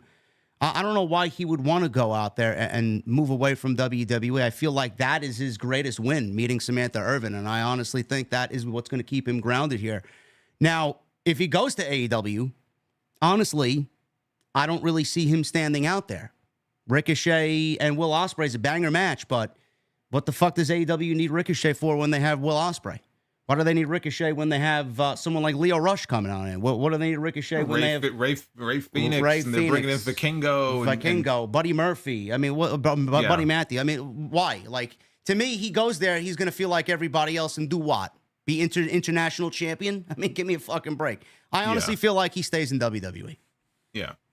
I think all of the people that we're talking about stay in WWE, but I think there are varying chances, you know. Like Becky Lynch, for instance, if I had to rank who I think absolutely is not going to leave, Becky would be at the top of the list. Yes. I for sure don't think she's going anywhere. Now, if I had to rank these as far as who I think has the best chance, perhaps, of leaving and going somewhere else, Ricochet would probably be at the top, but I still don't think he's going anywhere. To the point that you just made, I look at it and I go, in WWE, he's one of a kind. In AEW, he's one of many. I mean, his theme song starts the one and only. One and only. And that's what he feels like in WWE. The problem is, I feel the same way, that he's hit his ceiling. And if upward mobility is what he's looking for, I'm not sure he's going to have it even in AEW. You know, like if Ricochet makes the jump to AEW, do you see him as AEW World Champion? No. I don't. I don't, but I think he can go, and absolutely he can tear down the house with Will Ospreay. Will Ospreay is like all but begging him, like, come on, dude. Like, you know, he wants him in AEW in the worst way. And I'm sure the matches would be fantastic. But I also don't see him standing out in the way that I think some fans have this image in their head, like, oh, he can leave and we'll get King Ricochet back. It'll be like the Ricochet of old, and you know, he'll be having these like video game type matches where he's doing all these amazing things. Because look, the Ricochet that we see right now on television in WWE, as far as like the athletic stuff that he does, as great as he is, this is like maybe 75% of what he can really do. I mean, he could do some incredible things. And I know for some people that's a turn off. We can get into the whole discussion with people about what wrestling is and what wrestling isn't. And there are people who are just set in their ways that that's not what wrestling is. That's just choreographed stuff. And that's just a bunch of moves. And because I heard that on social media from people also who want Ricochet to leave. And the fact that I was talking recently about his promo ability and that would be his Achilles heel. I still think it's the one weakness that he has of all of his talents. He's never been a great promo. You know, you could put a microphone in his hands and he's fine, but it's not like he stands out on the mic. And that is something that you had people arguing about Ricochet's promo ability to you? No, what I had was there were a couple people who were, I made that comment, right, which was not meant to be an offensive comment. No, because it's true. Of course it's true, but the fucking truth hurts with some people. They don't want to accept reality. They live on some other planet. And so they were twisting it in, they want to see Ricochet have the kind of matches he was having when he was in New Japan. And they look at it and go, well, like one person, like, I'm not a real wrestling fan. You know, I call myself a wrestling podcaster. I'm not really a wrestling podcaster. You know, I'm into reality TV. What the fuck does that even mean? I don't even know what that means. But they just say wrestling is what matters. It's not about promos. That's WWE. That's not real wrestling. It's about wrestling. The bell rings, you get in the ring and you wrestle, and that's all that matters. And there are some fans who feel that way. They don't subscribe to the WWE way where it's about characters. It's about how you talk on the microphone. Literally all they care about is bell to bell, the moves that you can do in the ring. But to me, even when I was a younger wrestling fan, like, it wasn't about the wrestling only. It's about so much more than that, right? There's so many different things that go into wrestling and what makes wrestling enjoyable. And there are, unfortunately, just some people who can't accept that reality. They're very set in their ways, and you're not a real wrestling fan if you feel any differently. But the fact is, promo ability is important in wrestling. Whether you want it to be or not, in the eyes of these companies or in the eyes of a WWE or a promoter, you need to be able to do lots of different things. It's not just about what you do in the ring with the moves. So if you are somebody who just wants to see Ricochet do a bunch of video game moves and flips, then you want him out of WWE. And I get that. But again, there's more that goes into that. That's like the one weakness in his armor. AEW, hey, he can go there and just have great matches and do all kinds of wacky, crazy moves, but I just don't think that the position he'll end up in is going to be much higher than where he is now. I agree. Listen, Ricochet is going to do what Ricochet wants. He's only 35 years old. If he wants to go and explore other options and be more than what he is now, I will support him in whatever he does. I'm sure he'll have every wrestling company on the planet asking for his services, and he's going to make a ton of money. So it's not like he's going to be hurting for money. Whatever he's making in WWE, he'll probably end up making more on the indies and working as much as he wants. He'll clean up on the indies. Are you kidding me? Oh my God. It's a good thing if you're Ricochet. It's not a problem, but it's going to be ultimately what his heart wants. As a fan, as Jason said, as a fan of Ricochet's as well, we both think he's going to stay in WWE, and that's not a problem. And I love what Ricochet brings to the table. I think his selling is great. If you watched him last night against Braun Breaker, selling the ribs, I think every time he gets in there, he makes his opponents look great, better than they are coming into the match. He is himself great. Like Jason said as well, he was a little bit more on NXT Black and Gold, and even then he wasn't operating at 100% Ricochet. They even toned him down there. They toned him down more on the main roster, but yeah. I don't think we need to see that, honestly. No. But again, there's going to be fans who have a certain mental image of what he used to be and what he used to be allowed to do. He's also older now, by the way. So you don't know, at some point, everybody has to adapt their style. Even Will Ospreay has adapted his style. He still does a lot of just really crazy things that nobody else can do. But you just get to a point also in your life, in your career, you get older, you get a little wiser. Yeah. And you're not going to be doing all the same things that you did to get noticed when you were 5 years younger, 7, 8 years younger. You know what I mean? So even if he went to AEW or he went somewhere else, who knows? We may still not get the exact same Ricochet that, a lot of these people remember. And I will say this also. If Ricochet was to leave, great. I don't hate Ricochet. You have fans who, when they go from one place to the other, they're dead to me. Like, oh my God. The tribalism, it's like, oh, how dare. How many times, let's be honest here. You're a turncoat, man. No, but how many times have we had people who become free agents? And you have fans on both sides who are like jockeying, like, oh, I hope they sign, with our promotion, like our home promotion. And then ultimately, and I think you see this more with WWE fans. Ultimately, they'll sign, let's say, with AEW, and then all the WWE fans will immediately turn on them. And it's like, oh, well, good luck doing flips and shit. That's all you're good for. But you know damn well that if the decision had gone the other way, oh, they'd welcome them with open arms. Oh, it's so great that WWE has this person. And unfortunately, we see a lot of that these days. If Ricochet goes to AEW, great. I'll support him there too. And I will watch his matches and I will root for him to go as far as he can possibly go. And it's sad to me that you have people who unfortunately don't look at it that way. And they'll probably just cut him off and say, oh, he went to go work there, to have video game matches or to go work in the Play promotion. I'm not gonna watch him anymore. And I'm just like, if you're a fan of somebody, then you support them and you follow them regardless.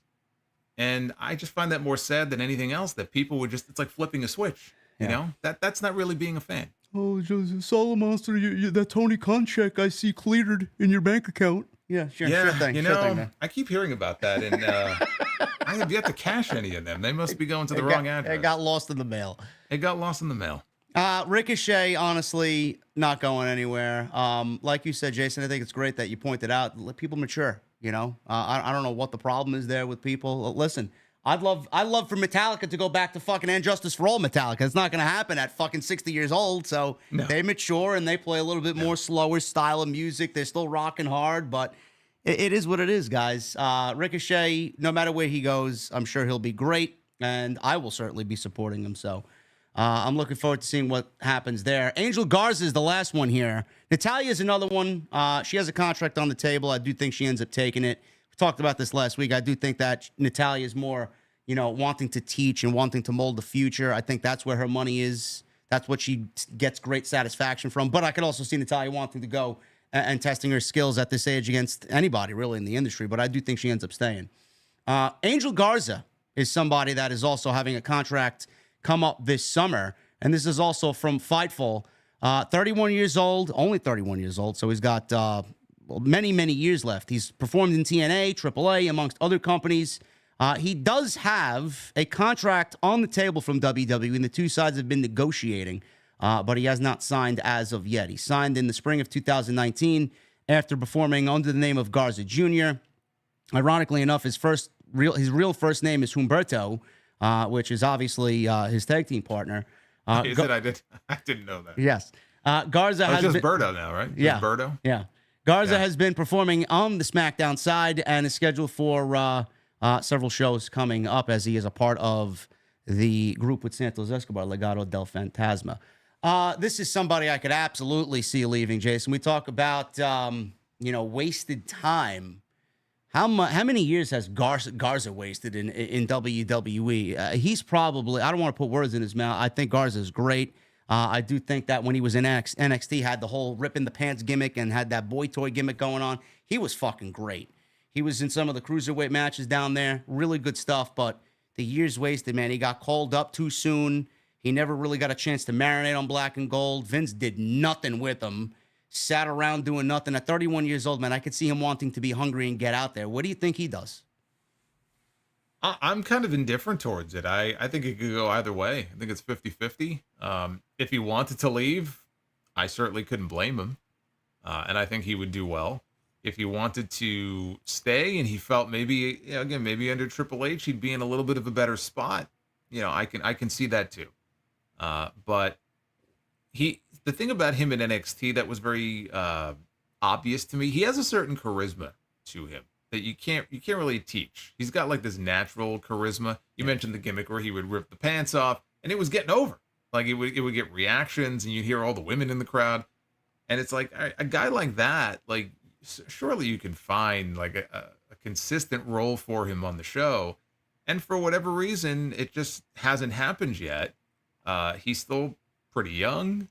Does he want to make the commitment with the idea that he thinks that, again, he can go higher than where he is now? That's what he's going to have to decide. I think 50-50. It could go either way, but I certainly wouldn't blame him if he felt like, look, I have to leave. And remember, there are people who leave because they feel like they have to leave so that they can come back even bigger than when they left.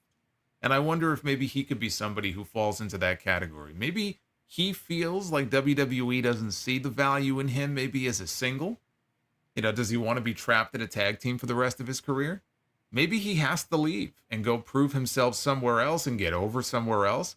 And then in a couple of years, he comes back and his stock has risen, and then he can sign a new deal a few years down the road. He'll still be relatively young.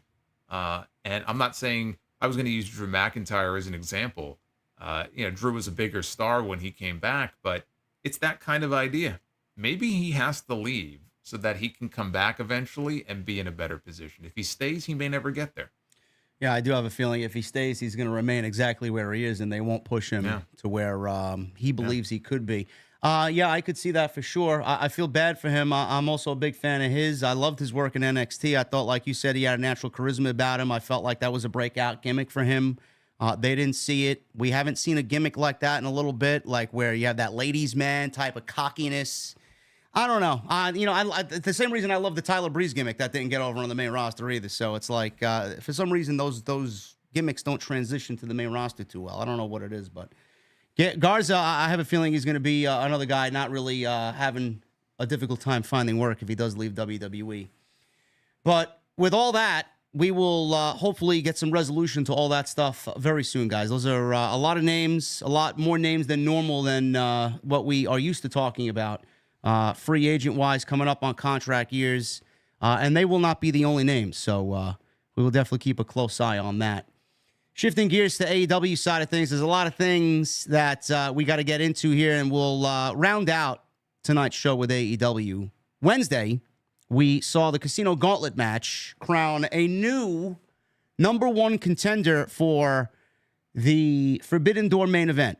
Swerve Strickland will be defending the AEW Championship against Will Ospreay in the Forbidden Door main event at the UBS Arena on Long Island on June 30th.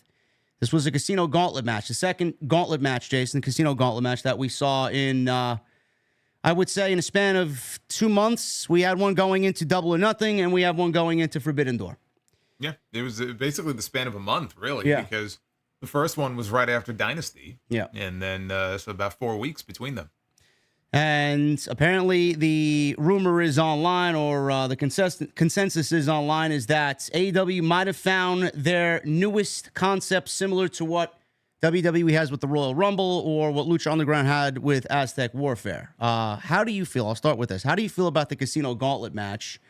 The only thing that I could say I would change is I like the randomized names coming out, but I don't know what the overall time limit is for people to make their appearance, to walk out behind the curtain, go to the ring. I don't know if it's 60 seconds, 90 seconds. I don't know what that entails, but I'd love a set number of people in the match. From what I recollect on Wednesday, it's like an infinite amount of people, and the match ends when it ends. I don't know if that's the case or not, but I'd like to see some set on the time, how many competitors are in there. I do think they have a quite original concept if they want to run with it. I'll tell you what, that first gauntlet they did after Dynasty, they did that at Daly's place, and Ospreay won that, and that was for a shot at the international title, and that was a very good match. This match on Wednesday, I thought was excellent. I mean, that match was a ton of fun, and the people in the building reacted big to it. Everybody who came out, there were a lot of surprises, and it didn't matter if it was Mystico or if it was Lio Rush. Even Ospreay was a surprise. I wasn't expecting him to be in the match. Who else was in there? Shooter was in there, wasn't he? Yeah, Shota Umino was in there. Jay White and Pac started the match. Yep. So I was digging it, and every time somebody would come out, it would get a great reaction, and I thought the action was great. Yeah, I mean, they could clear things up a little bit as far as the rules and the formatting. That doesn't really bother me that much. I think that that's easily fixable if they want to make this an annual thing. But if they're going to be more like the match we saw on Wednesday, I would love for it to become an annual thing. I thought that match was a home run and a very surprising outcome because I just was not expecting Ospreay to walk out with the win for the second time in a row. He won both gauntlets. And he could have not won, but just the way that the match plays itself out, it's not like he has to get pinned. Right? So, I mean, you could have had him in there without him having to take a direct loss. Maybe one change to the match, and this is kind of similar to War Games, I guess, in that respect. Having a set number, maybe 10, but the match can't officially start until all 10 men have been called out. So you have people who are coming out, and that's a little bit different than how a gauntlet normally works. So I don't know if they want to come up with a different name for it. But I think we had, how many guys came out on Wednesday? Was it 7 or 8 before the match ended? I don't have the exact number. Somewhere around there, yeah. Yeah, it was somewhere around there. But let's say it's a set number like 10, and they're intervals of 3 minutes. And then you have the match continue until all 10 men have been called. And at that point, it's one fall to a finish. To me, that would be a simple change to make. You get everybody in there. It's a nice even number. And at that point, it's like a sprint. You know, the first person to get the pin or the submission wins the entire thing. Yeah. So that might be one change that I would make. But Ospreay winning was a genuine surprise because we just saw him win the international title at Double or Nothing. And a lot of people had their eyes on that Wembley show, and nobody was looking at Forbidden Door for a Swerve Will Ospreay match. So that caught a lot of people, myself included, off guard. It did. I am looking at this. Yeah, Jason, I'm sorry. I was just going to say, and I have no problem with it whatsoever. No, I don't. I will say this at the start. They needed to do something to make the Forbidden Door concept feel different. And Swerve defending the championship against fucking Naito or Evil or whoever else they wanted to throw in there. Fucking Evil. Don't even suggest that. I mean, whoever. Tanahashi, everybody was like, Tanahashi's sitting next to Tony Khan at the media scrum. He may be in the World Championship match. I mean, he wrestled MJF last year, so I wouldn't have been surprised. But those names and those matches would have done nothing for Swerve. And I said this as much on Wednesday when I was live with Jesse on my show. It would have done nothing. Swerve's title run, no matter what Swerve wants to say, no matter what AEW wants to say, it's been less than. And it hasn't been made to feel important. You can go on any show you want and claim that, oh, they have a countdown timer for me. They got this, they got that. I'm featured 3 times in the same show. That's great. That's great. You should have did that from fucking day one after you beat Samoa Joe. Then they start catching on because people's criticisms were people's criticisms, and now you want to feature Swerve. He's still not the most important thing on the show, and he hasn't been in the main event of these shows, but his title run has been less than. I will say with Will Ospreay and Swerve Strickland, it changes the Forbidden Door concept because it's not AEW versus New Japan, and it's probably the biggest match. It will be the biggest match on the entire show, and it's AEW, so the AEW World Championship, and it's unpredictable. So we got this match, and now the match is taking place at the pay-per-view, and now the question remains, Jason, does Swerve's title reign end, or does he retain the championship? I was very adamant on Wednesday. Swerve needs to win. I don't give a shit what you do. I don't give a shit who's in the creative process. There's only one outcome. It's very easy. You don't need to have hour-long conversations about who wins, where it goes, how's this, how's that. Swerve Strickland wins over Will Ospreay. Will Ospreay is so hot that he can suffer a loss. It will do nothing to him. And he's still the international champion, but Swerve needs a monumental victory in this title reign to make it mean anything, and that has to happen at Forbidden Door. Yeah, I think if Swerve were to drop the title in New York, I feel it would be a total slap in the face. Yes. And I feel like it would be very reactionary because that would indicate to me that they want to get the title on Ospreay to possibly do Ospreay and MJF at Wembley Stadium, which I don't think is a match that you need to rush into. No. I think there's a very simple way to do this. I love the decision to do the match at Forbidden Door. I wasn't expecting it to be this soon. I have no issue with them doing it. I think it's great. To your point, what I was saying leading up to Double or Nothing is that coming out of Double or Nothing, I knew Forbidden Door was coming up. And I was one of the people who said, I'm fearing it's going to be Tanahashi for the third year in a row, challenging for the AEW title. That does nothing for Swerve Strickland. It's not going to be, because you're not even going to have Tanahashi on television every week to build it up. And what can you really even do, beyond very basic stuff? There's no personal issue there. Swerve needed something like that, and you weren't going to get it with a Tanahashi or a Shingo or anybody like that. So we got Will Ospreay, the other biggest babyface. I mean, it's really MJF, and it's Ospreay, and it's Swerve. They're at the top of the chain right now with Omega being on the shelf. Those are your top babyfaces in all of AEW. Will Ospreay is probably the hottest thing right now in that company. So this is the biggest possible match right now that AEW can do, and they're giving it to us at Forbidden Door. There's no debate this time about what the main event is going to be. We know Swerve is going to be in the main event of this show, and that's where he belongs. So I love it. I think it's great. I think they're going to have a great match, and Swerve Strickland is going to win because it's the only thing that makes sense. Anything else, I think, would be a mistake, and it's very simple. Swerve goes in there and wins, and there's actually a couple of different ways you could go with it. I personally would not be against the idea of Swerve taking a shortcut to win.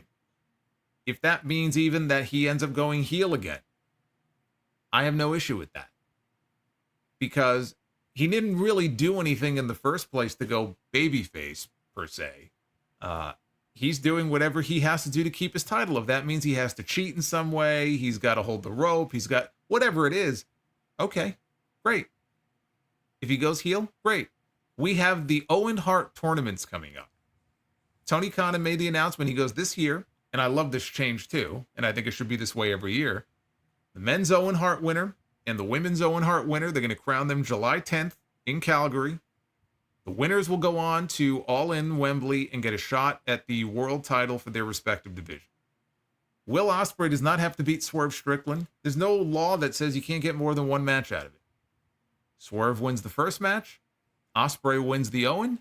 That guarantees him a title shot in the main event at Wembley Stadium. You do Swerve Ospreay Part 2, and Will Ospreay wins the AEW World title in London. The story writes itself. To put the world title on Will Ospreay in New York when you have London 8 weeks later would be booking malpractice. When you're this close to Wembley, if you are going to put the title on this guy, you don't do it in... Now look, I got nothing against Long Island. Okay, I go out there sometimes. You don't put the title on Will Ospreay on Long Island. You don't do it. When you're this close to All In. In the context of what Jason's saying, I mean, they put the title on Saraya last year at All In.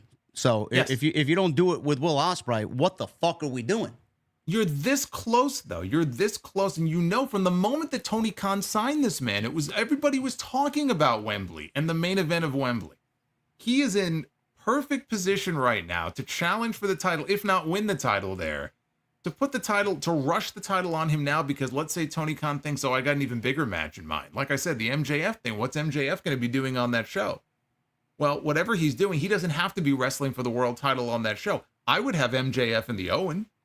Yes. I think he should be in there, and Ospreay should be in there, and Jay White, and you should put a bunch of big names in there. But you don't do that match yet. Swerve wins the first one, Ospreay wins the second one. It's very simple.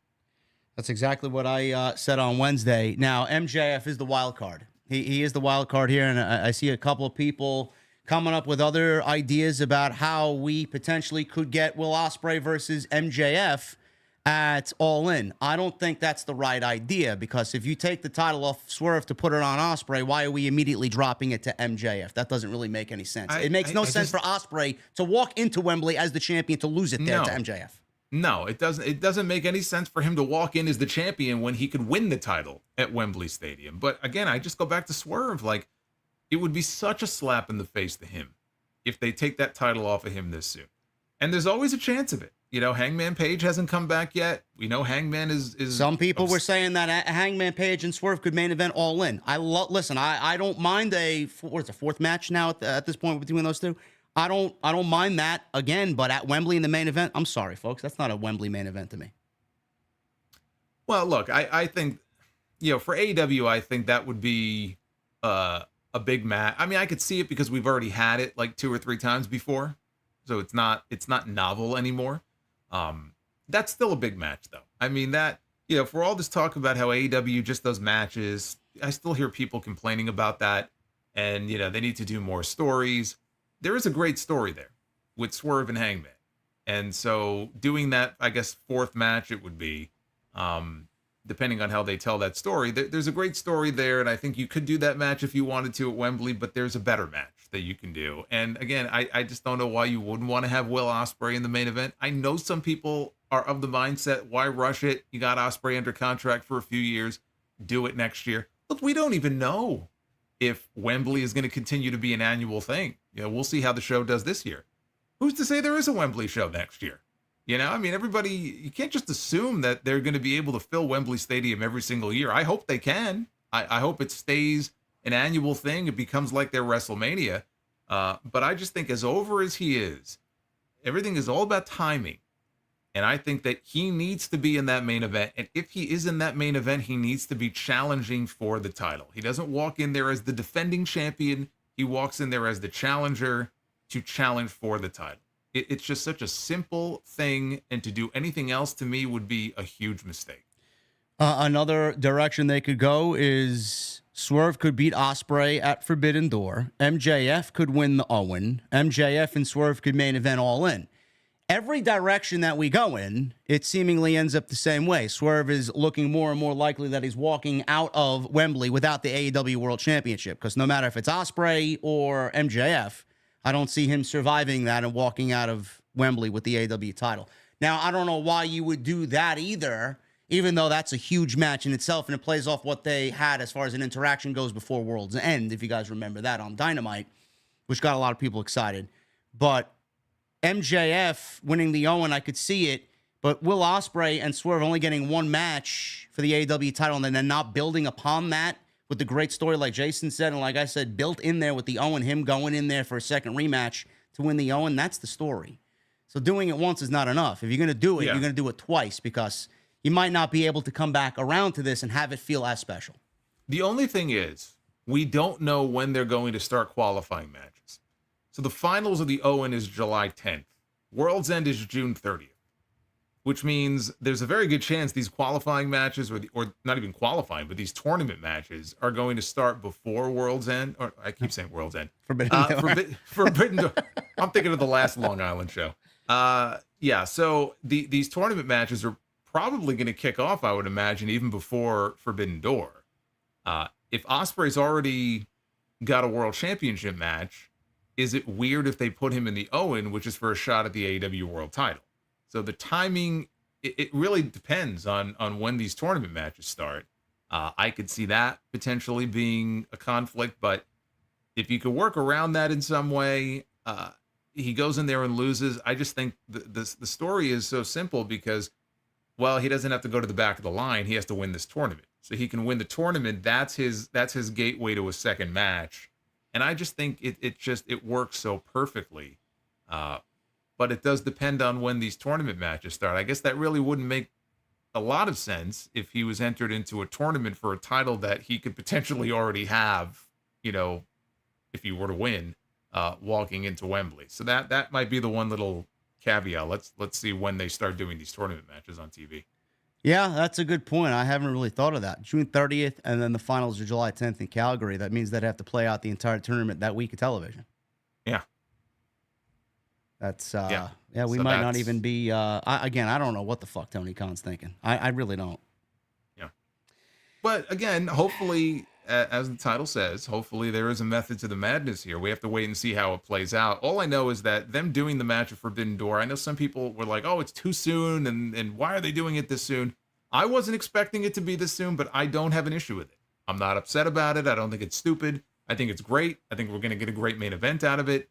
And I just hope that they don't take the title off of Swerve because Tony Khan has some shiny new toy and big match in mind for Wembley, and he sort of gets cast aside, because I just think that would be a huge show of disrespect for Swerve, who I think for his part, and he's been making a lot of media appearances and doing interviews and stuff, I think he's doing everything right as far as I don't blame him at all. I don't blame him, not one single bit here. No. I mean, he's carrying himself as a champion. I think he's doing all that he can to carry the flag for that company. And he had a great match with Christian Cage at Double or Nothing. But, and here we are talking about him dropping the belt at Wembley, and it's an extra 2 months, but, still, it's an extra 2 months. Look, Samoa Joe. When Samoa Joe won the title from MJF at World's End, I love Samoa Joe as the AEW World Champion. And just the way he carried himself, he walked out there with that title over his shoulder, like he looked the part, like Joe is fantastic. I didn't think that him losing the title at Revolution made any sense, and I would have been upset if they would have taken that title off of him in that triple threat at Revolution. But by the time we got to Dynasty, I felt like, okay, now it feels like it's time. This is Swerve's time. I love Joe, but it's the right time for him to drop the belt, and he did. Forbidden Door is not the right time for Swerve to be dropping that belt. Wembley, though, Wembley probably is. And that doesn't mean he can't be the champion again. It just means that his run, he's not going to have a year, with the title. Not everybody has to have a long title run. Just because he's the champion now and he may lose it doesn't mean he can't get it back. Yeah, it's, I don't know what Tony's thinking. I hope he has a plan in mind, and I hope it works out. I'm excited for the Owen. I'm excited for this match. And like we were talking about Forbidden Door earlier, a lot of people are like, well, why is this match happening? It's too soon. You guys should be lucky you're getting this match now, whether it's one or we get a second one. The Forbidden Door concept needs it. How long do you think Tony Khan and New Japan can sustain a Forbidden Door concept with New Japan versus AEW up and down the card? You can't do it every year. And AEW basically has signed away most of New Japan's prior top talent. I mean, half of everybody we cared about is over here now anyway. So what exactly are you going to do? We have to start thinking outside the box. We have to start making AEW versus AEW, putting the championship on the line with an AEW title being on the line against an AEW talent. There's nothing wrong with that. There's nothing wrong with maybe featuring 2, 3, 4 matches that are CMLL versus AEW or AEW versus New Japan. Not every match needs to be that way. I would love the show to have some story going into it. Would love the show to have some meaning going into it. This match gives the show meaning. So I'm okay with it. Yeah, and if you're New Japan, it is a little weird because you're going to have AEW against AEW for the AEW World title. You have an AEW star that has the IWGP title. So who do they put Moxley in the ring with? Because I thought there was a chance that, him and Shooter could be the match for Forbidden Door, and then they did it last month instead. Because, there's history there between them. He's been like Moxley's young boy for years. Are they just going to put the belt back on Naito? Are they going to put it on somebody else? You got to throw New Japan a bone here. Like you said, AEW has ended up signing over a lot of old New Japan talent. It almost feels like they've raided New Japan in a way. And their title is on an AEW star. So does he drop that belt at Forbidden Door? Or is he going to hold on to the IWGP title into the latter part of the year? I don't know who that person is that he drops it to. We know it's not going to be Takeshita because he beat Takeshita at Double or Nothing, so he's not getting a shot. And Takeshita's moving on to the ladder match for the TNT title. That's right. But as far as Moxley, I don't know. I don't know who or when he's going to drop that title to. But you would think Forbidden Door would be a good place for it. Yeah, you're more in the know there on that than me about who Moxley could be defending that title against. I thought it was going to end up being, like you said, Shota Umino. I'm not really familiar with that and what happened there with New Japan. Naito was another one I heard rumors of, but I mean, Moxley was only to hold that championship for a little bit anyway, and then drop it back to whomever. No. I mean, that's what people were saying, but I mean, who knows? They may like the idea of Jon Moxley having that title and giving it visibility on television here in America. And Moxley has been a part of the New Japan roster for many years. And really when he became a free agent and he signed with AEW, he started doing stuff in Japan. And I mean, the pandemic put an end to that for a little while, but he's been pretty loyal to them.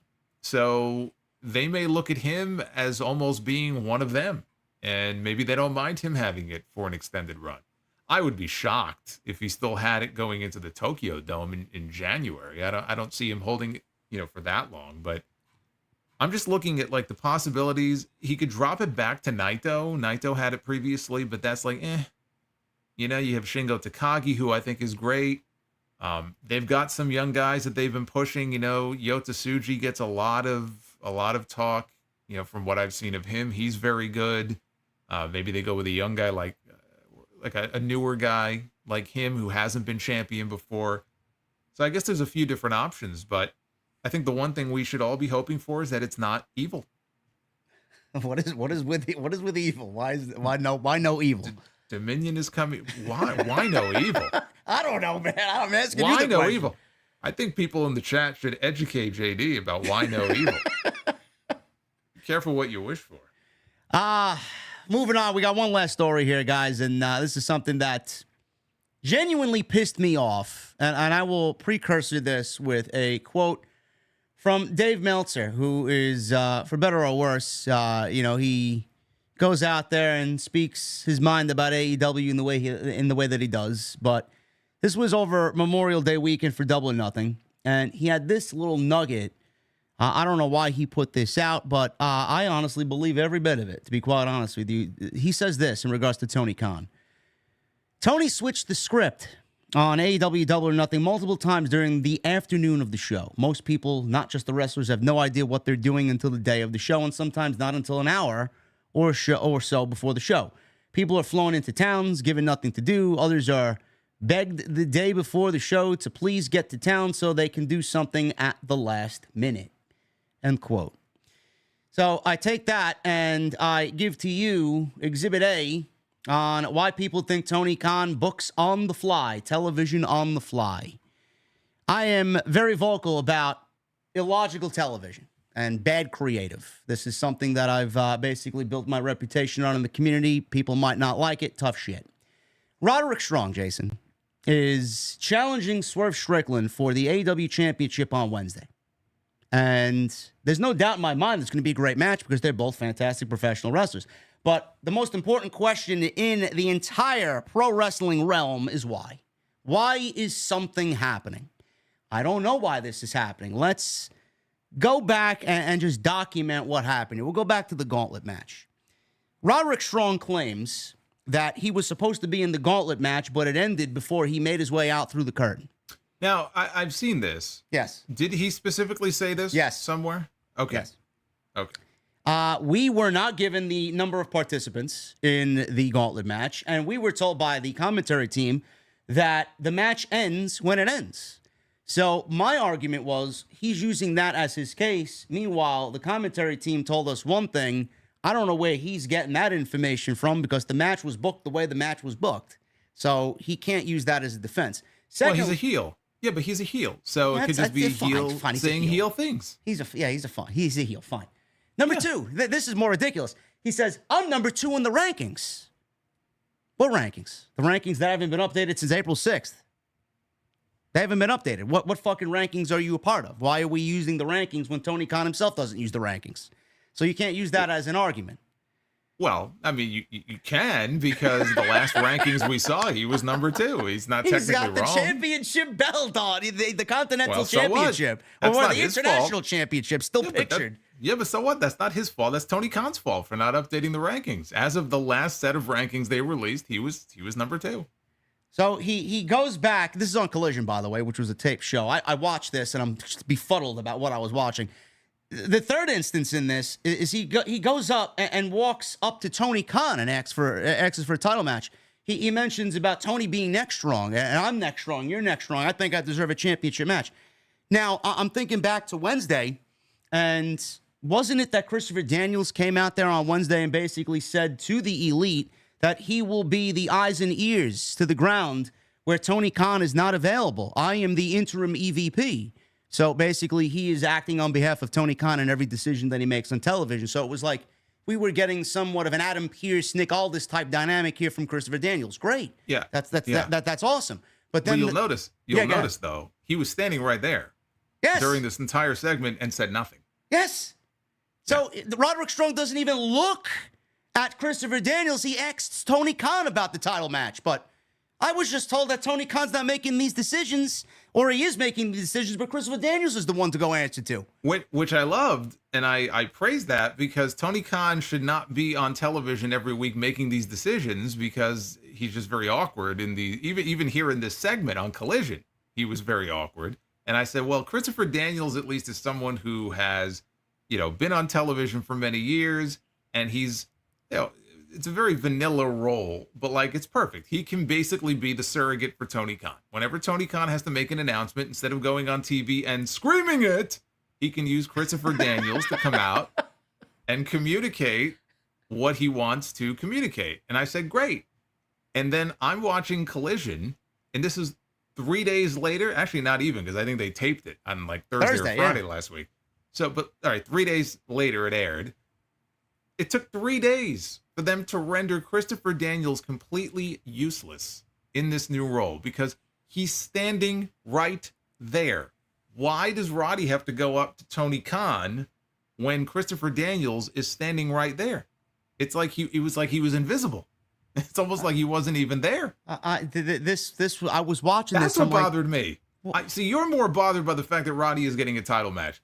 I will tell you that doesn't bother me so much. Bro, he lost the international championship 2 weeks ago. He lost it. Yes. He lost, and he beats Leo Rush on Collision, and then wants a title shot against the fucking guy who is the ace right now of this company. You can't how? Yes. Why? But here's the thing. The Christopher Daniels thing actually bothered me more than anything else, and I think it would have made more sense if you want to make sense of this. What would have made more sense is who is the one who gifted Christian Cage the world title match against Swerve at Double or Nothing? The Elite. Right. And the last time we had seen Christian in the ring, what happened? Christian lost the Swerve. No. Before that, he lost the TNT title to Adam Copeland. Yes. Okay. So then the Elite gift him a world championship match, even though he had just lost a title. So in this situation, it could have been the exact same thing where Roddy says, okay, I'm going to go to the Elite because they still have EVP status, right? It's not like they can't make any decisions. Why not have Roddy go to the Elite? He finds the Young Bucks and says, look, he pleads his case. And the Young Bucks are like, you know what? You make a great point there, good sir. I'm going to give you a shot at the world champion this week on Dynamite. Because Swerve's been fucking with the Bucks, right? He was sitting in their chair a few weeks ago. It's a bitch move what you've done. Like, he's been sticking it to the Elite. So why not further that story and have the Bucks try to sabotage Swerve by booking him in a world title match on TV this week? And they're going to do the exact same thing with Roddy that they did with Christian. Would that not have made more sense? Right? Of course it would have made more sense. Heels gifting another heel a world title match. It's just stuff like that. Like, if you're going to do it, like, there are better ways to go about doing it. And I mean, as soon as I saw this play out on Collision, I'm like, wait a minute. Why not just have him go to the Bucks? What is he going to Tony Khan? It doesn't make sense. Go to the Bucks. If not the Bucks, you go to Daniels. He went to Tony Khan. He went to the last person that he should have gone to. And Tony's like, I think that's a great idea. We'll have it on Wednesday. And then boom, you have a world title match. The thing that bothers me is, before we get to the super chats, you can't ask these questions. You can't. And then people bring up, well, what about Logan Paul? He got a match against Cody Rhodes. What about AJ Styles? He got a match against Cody Rhodes and nothing happened. Yeah. I'm like, why do we compare? Like, it's easy to explain why those matches happened. It's not easy to explain why this is happening because I got so many other fucking questions lined up. You can't ask these questions. No, but it's the fact that it's so easy to explain if they just did it this way. Like, it's right there. Like, you could easily explain it away by just having them go to these people, because it plays into this other story of them trying to screw over Swerve for disrespecting them. So it all kind of fits together. But yet they, instead of going this way, they go this way. It's like, that's one area where I feel like they could actually have a leg up on WWE. Because I feel like for so many years, WWE insulted its audience by not giving a shit about stuff like this, right? Some fans don't care about the small details, okay? And yes, we get in the weeds. The average fan, they probably don't give a shit. But, a lot of fans do. That matters to a lot of fans. Just like some fans like stats and they like the idea of rankings and stuff like that. In the grand scheme of things, does it make a difference? Absolutely not, right? We're talking about pro wrestling. It's not a real sport. Do you need rankings and stuff like that? No. It adds, a more sports-like presentation, but it's not going to make a difference at the end of the day. But there are some fans who care about attention to detail. And for so long, for so many years, when Vince, was running the show, WWE thumbed their nose at the fans and said, well, you know what? It doesn't matter. We don't have to worry about that. That's one of those areas where I feel like Tony Khan and AEW can actually have a leg up on WWE and say, you know what? We do pay attention to stuff like that. We do care about the details. And they don't. And that's what's frustrating. You want to separate yourselves from you the want others? to be the alternative, Yeah, right? you want to be the alternative. That's one small way that you can be the alternative. And now it's like, no, that's the whole point. This is exactly the way they would do it in WWE. That's what I don't want them to do. That's the whole point. But some people don't understand that. No, I'm the type of guy that's been asking for 4 months when it happened, where the fuck is the explanation for Cody Rhodes and Brock Lesnar feuding? Did we get one? No. We didn't get one at all. Not one single explanation. That's Vince. He didn't give a shit. Like Jason said, thumbs his nose at the fans. It is what it is. But I did ask these questions. I did have a hard time with people just on social media about this. Nobody wants to X, Y. They immediately want to go to, well, what about this? Well, where's the same energy for this? Like, Yeah, guys, start asking questions legitimately, please. We're not the type of guys that are going to sit here and take this type of nonsense when it's blatant right in front of your face. Come on now. Yeah. And at the end of the day, Roddy doesn't have a chance anyway. No. So what's the whole point? No. I mean, it's not even worth getting upset about at the end of the day. I'm sure they're going to have a very good match. Roddy has absolutely no chance whatsoever of winning. It's just another obstacle for Swerve. It just so happens that the obstacle was thrown in front of him by Tony Khan. Yeah. As opposed to the Elite. And you know what? Even if Roddy had called out Swerve directly and Swerve was like, you know what? I don't duck a challenge. I'm a fighting champion. You got your match. It's like, all right. The champion said he wants the challenge because he's not going to duck the challenge. But it was Tony Khan who made the call because the guy said that you're next strong just like me. And apparently Tony, he connected with him on some spiritual level because of this. And he said, you know what? I like that idea. I'm going to give you a world title match. Okay. I wish it was that easy for everything else. Really? Hey, if it's that easy, good for him, I guess, Anyway, guys, we will catch that tomorrow on AEW Dynamite. Jason and I will be live for our respective shows. If you want more opinion on that, you guys know where to find us. But thank you so very much for joining us on this Tuesday night, episode 51. We are going to get into the Super Chats in just a little bit. We had 2,400 in here tonight. Thank you guys very much on a slow news week. We appreciate it. Hit that thumbs up. We are less than 200 likes away from 1,000. Make sure you guys follow us on social media. You see our ats right there on screen, and everything you need is in the description. Go follow Jason as well on YouTube. Again, his YouTube is right down in the description as well, as is his name in the title of the video tonight. And please make sure you guys continue to get those super chats, and we're going to run through these and then have a good night and get out of here. Michael Krause with a $2 super chat. Good Tuesday, JD, Jason, OTS family. Destiny 2, the final shape is here. Yes, Michael, I will be on immediately after the show is over. Fire Panda with a $28 super chat. He Fire says, Panda's over from my neck of the woods. Oh, yeah. He says, JD, in your humble co-host's opinion, what is Bray Wyatt's best theme, entrance, and promo? For me, best theme is Shatter. Best entrance is The Fiend, debut entrance. And best promo is Miss Teacher Lady promo. I don't know if I have a favorite promo, but I think you nailed it on Shatter and the Fiend entrance. That Fiend entrance, that first entrance from SummerSlam, still lives rent free in my head. For the match with Finn Balor. Yep. That was just an iconic entrance.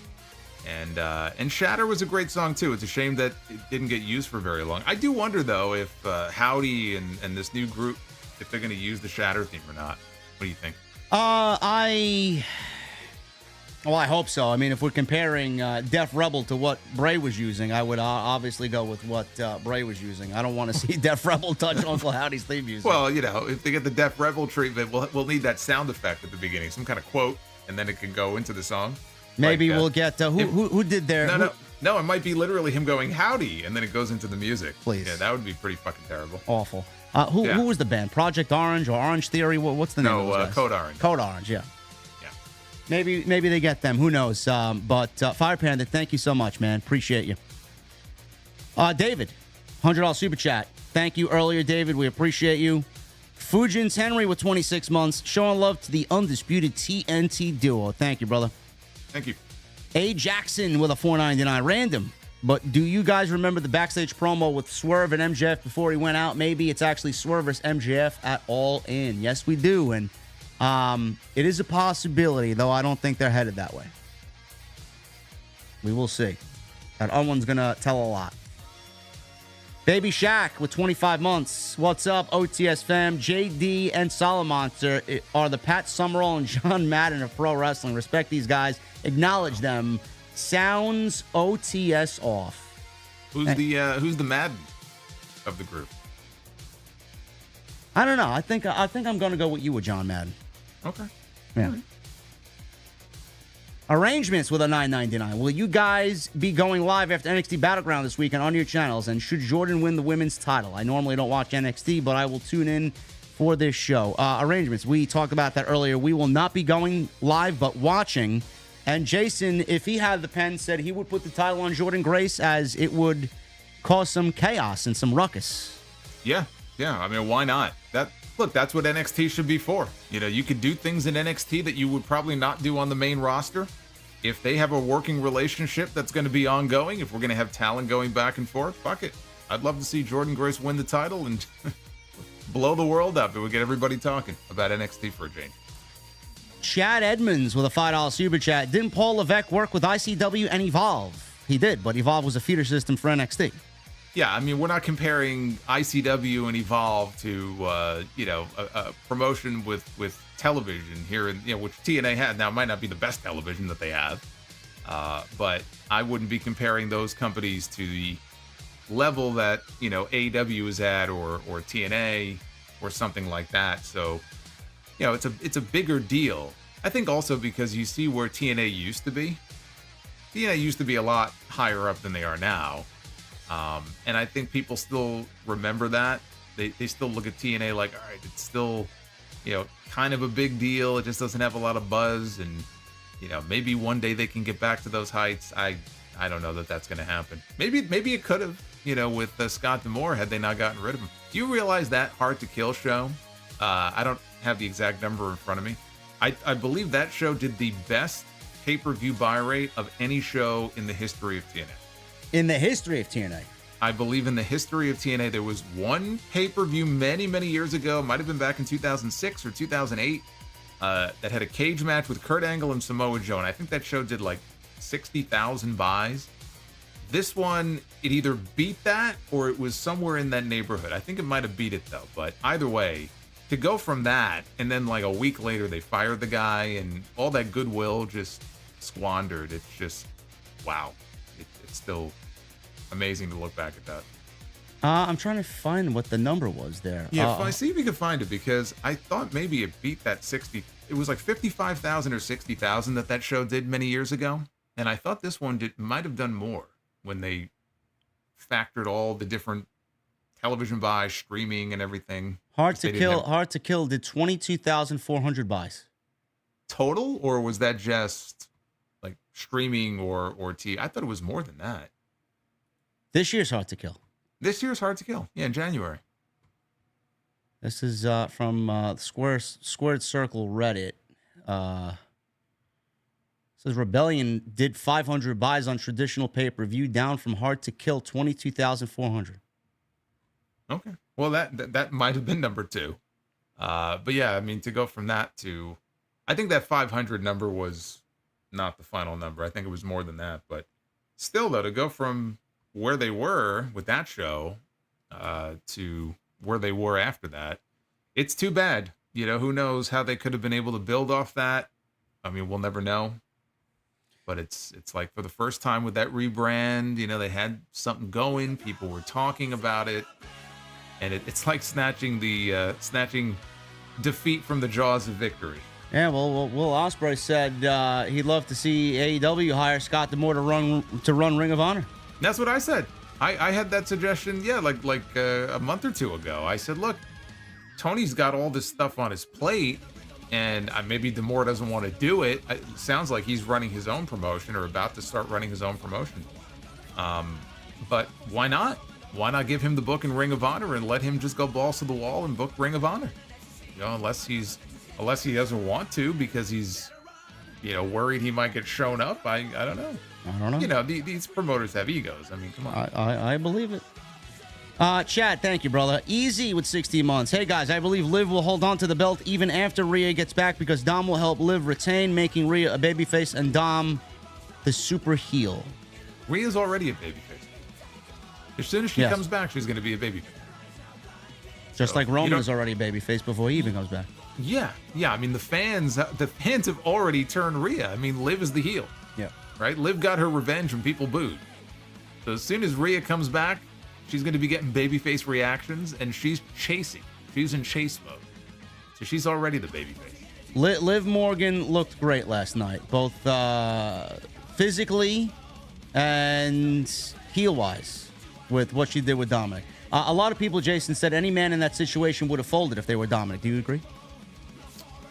Yeah, I guess if I was in that situation on live television, I would be thinking of, I said I had like an 80-year-old third grade teacher. I would be thinking about something like that just to kind of keep my mind off of what was right in front of me. You're on live TV. I mean, come on, you gotta control yourself. Otherwise, it could be I would have folded like I was at the fucking World Series of Poker, man, in the final round. Goodbye. Well, did you notice at the end of the show last night when the Judgment Day were all celebrating over Drew McIntyre's dead body, there was no Dom? I did not notice that. He was not out there with them. I wonder where he was. Oh well, a lot of people are wishing they were there. He may have cracked. He may have been like, I can't take it anymore. Al Lucard with a $4.99. The only way they could have Roxanne beating Jordynne Grace is cheating. There are no other credible ways, in my opinion. I will see. Have you seen Roxanne and have you seen Jordynne Grace? You mean to tell me that you can't credibly believe that Jordynne Grace would beat Roxanne Perez? I'll look at her and snap her in half. The other way around. I think Roxanne would have to cheat to beat Jordynne Grace. Roger with a $2 super chat. PCO is 56 years old. And he's a fucking maniac. Good for him, man. I mean, God, what was it? Was it the, it might have been the Ring of Honor show they did in Madison Square Garden with New Japan. I think. But there was a spot where he took like a power bomb out of the ring just onto the floor. I remember that. I saw that. Oh my God. And I don't know how he got up from that, but I'm just thinking, especially at his age, even then, that was in 2019. I'm like, you shouldn't be taking bumps like that, dude. This guy's out of his mind. He's still kicking. You got to give him credit. 56 years old. Still got a contract with a decent wrestling promotion. Yeah. Fixes a bind with 19 months. Thank you, man. Hey, Salamonster, I listened to you since 2013. I even had a PayPal name. But during the pandemic, I switched to JD always. Anyway, awesome to see you here. Thank you, brother. Thank you, Fixes. Ricardo with a 46 months. Boy, I am glad that Vince McMahon is gone. Everybody's glad. He may be on his way to the fucking Slammer for all we know. Randy Orton is glad. Yes. See that interview that he did? Oh, yeah. Yeah, even Randy Orton says, the bat signal goes up when someone's trash talking Vince McMahon. I'm like, oh, who is it? Yeah. Yeah. Markel World with a $4.99. Hey, Salamonster. And hey, JD, I listen to you too, but solo Stan here. Enjoy the show. Both of y'all keep covering wrestling. Thank you. Thank you. Shout out to Markel. Let me get some music here. Basic with a $4.99. Am I in the minority in thinking that Otis could pull off being the Fiend? You're the only one, brother. I don't know where you're coming with that one. Yeah. No, I don't see that. Tones, even the body type doesn't really work, right? Otis a big guy. No, I mean Bray was no pun intended. Bray was husky, but Bray was built. He was. Yeah. Bray was not, but he wasn't built like Otis. No. Tone C, 15 months, sipping on a dark and stormy, sitting by a bonfire, enjoying the podcast. TNT. Thank you, Tone C. Jack Lancy, the $5 super chat. WWE won't be bothered if Becky is in AEW. They have Lyra, whoever the hell that is. I think she's that Becky clone that cosplays as a bird. Listen, man, Lyra's got this cuteness to her, man. It's just like, she ain't Becky, but I hope for her success. I really do. We'll see. Michelle with a $2 super chat. TK's crappy booking will cost Swerve at Forbidden Door. I don't think so. Tony's booking is something else, but I don't think Swerve loses at Forbidden Door. Frank Morano with a 10. Can't help but think the TNA WWE crossover has a lot to do with getting more eyes on TNA since Endeavor has the streaming rights to TNA now. Just my opinion. Thanks, guys. Great job as always. They have the streaming rights to TNA? That's news to me, if they do. I think there was a story many months ago about what was it? It was like some subdivision, maybe. Yeah. I think people are making too much out of that, though. They're reading too much into it. Even if that's the case, like, no, they're not. It's not a case of them trying to do them any favors. Yeah. You know, that it's that they feel there's a mutually beneficial relationship that could be had here, and that's how they're looking at it. This is not like an Endeavor decision. It's not anything like that. Tribal G with a $2 super chat. JD Solo, you guys are badass together. This podcast rules, pal. Thank you, brother. Thank you, brother.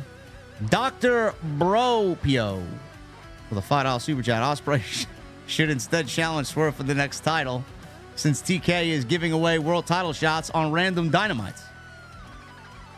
Listen, man, it doesn't make sense that Roddy's getting a championship match before the guy who beat Roddy for the international championship. I mean, none of it makes sense, man. We'll figure it out tomorrow. My head hurts.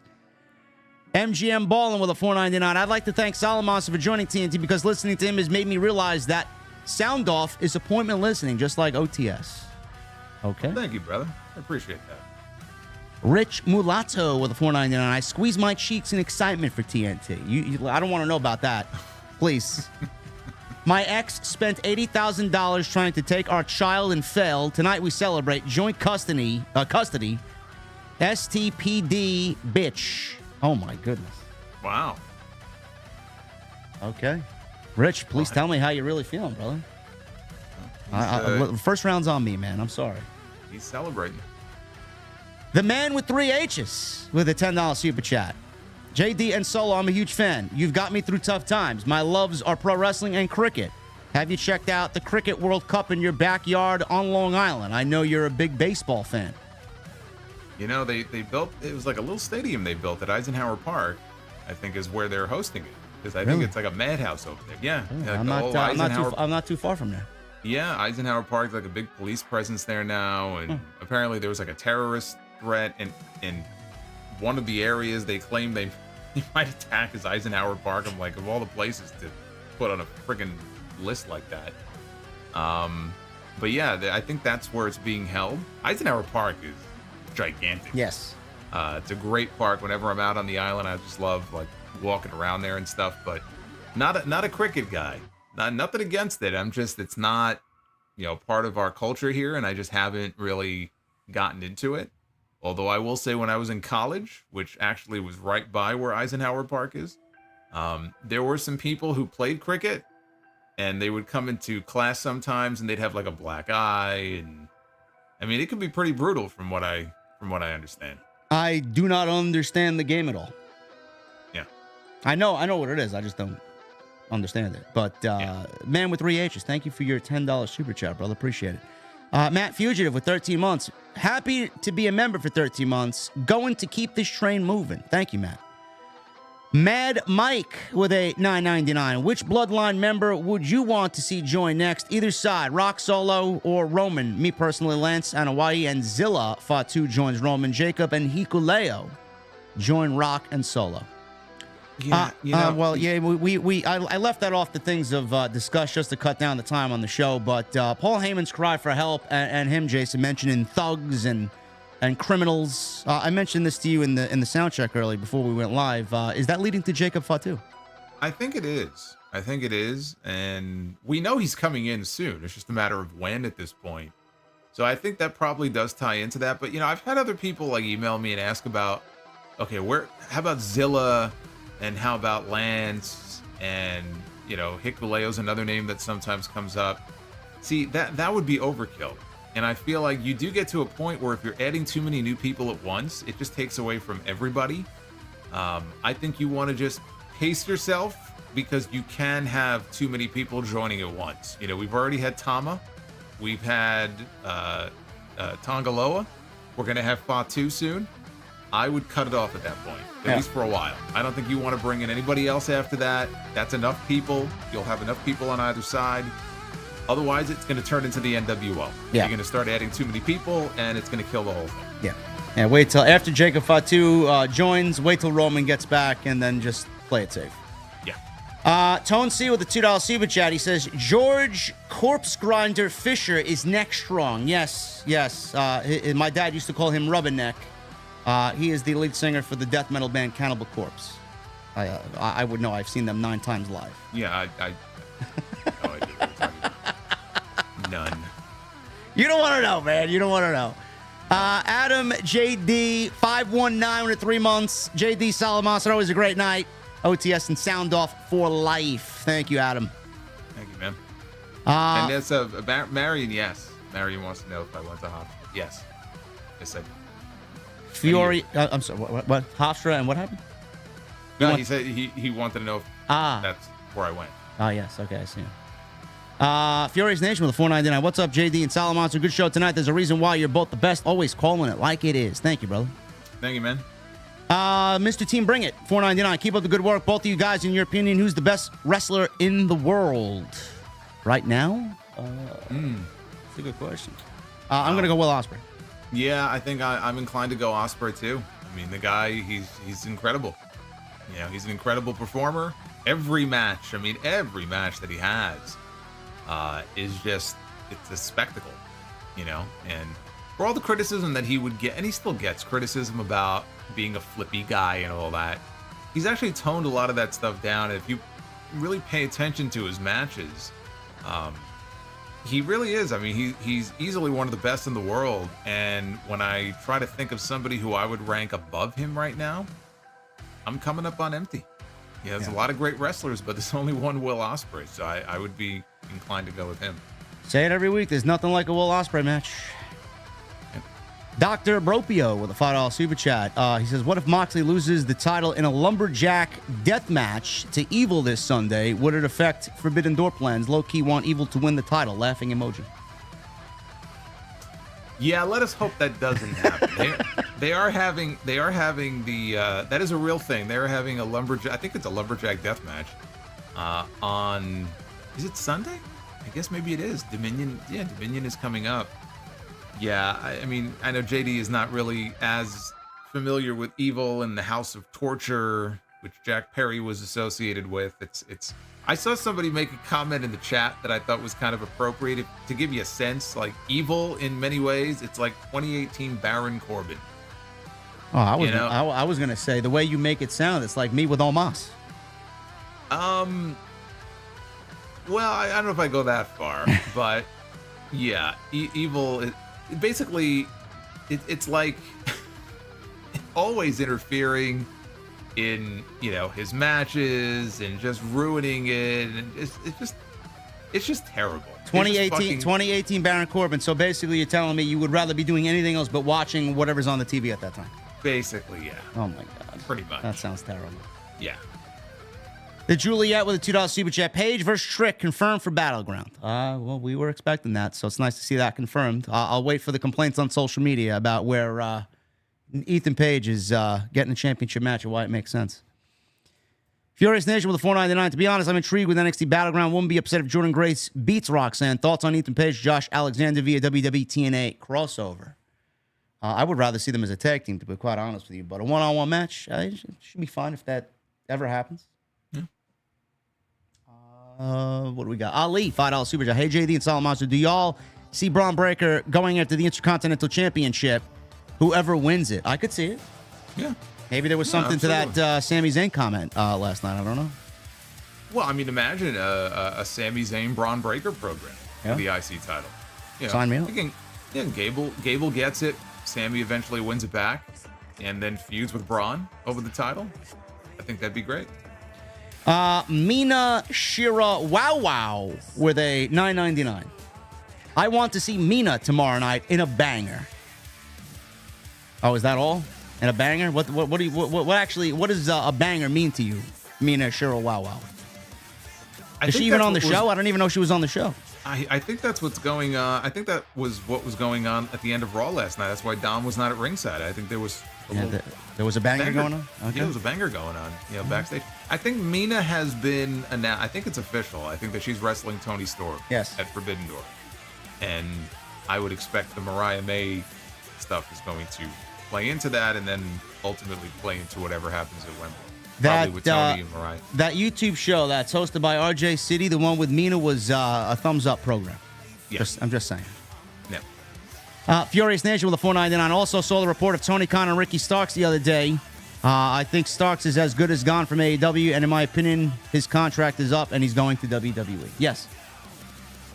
I saw that report as well. Tony is not going to put somebody on TV that is basically on his way out the door. I mean, is there really any other way to read that interview? I mean, he's the head of the company. Yeah. And he was what was the comment? It was like something to the effect of I would love to see Ricky Starks back on television in a meaningful way. Like, you don't have the fucking power to do that? Okay. Hello.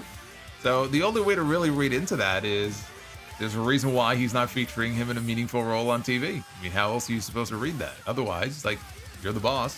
Make it happen.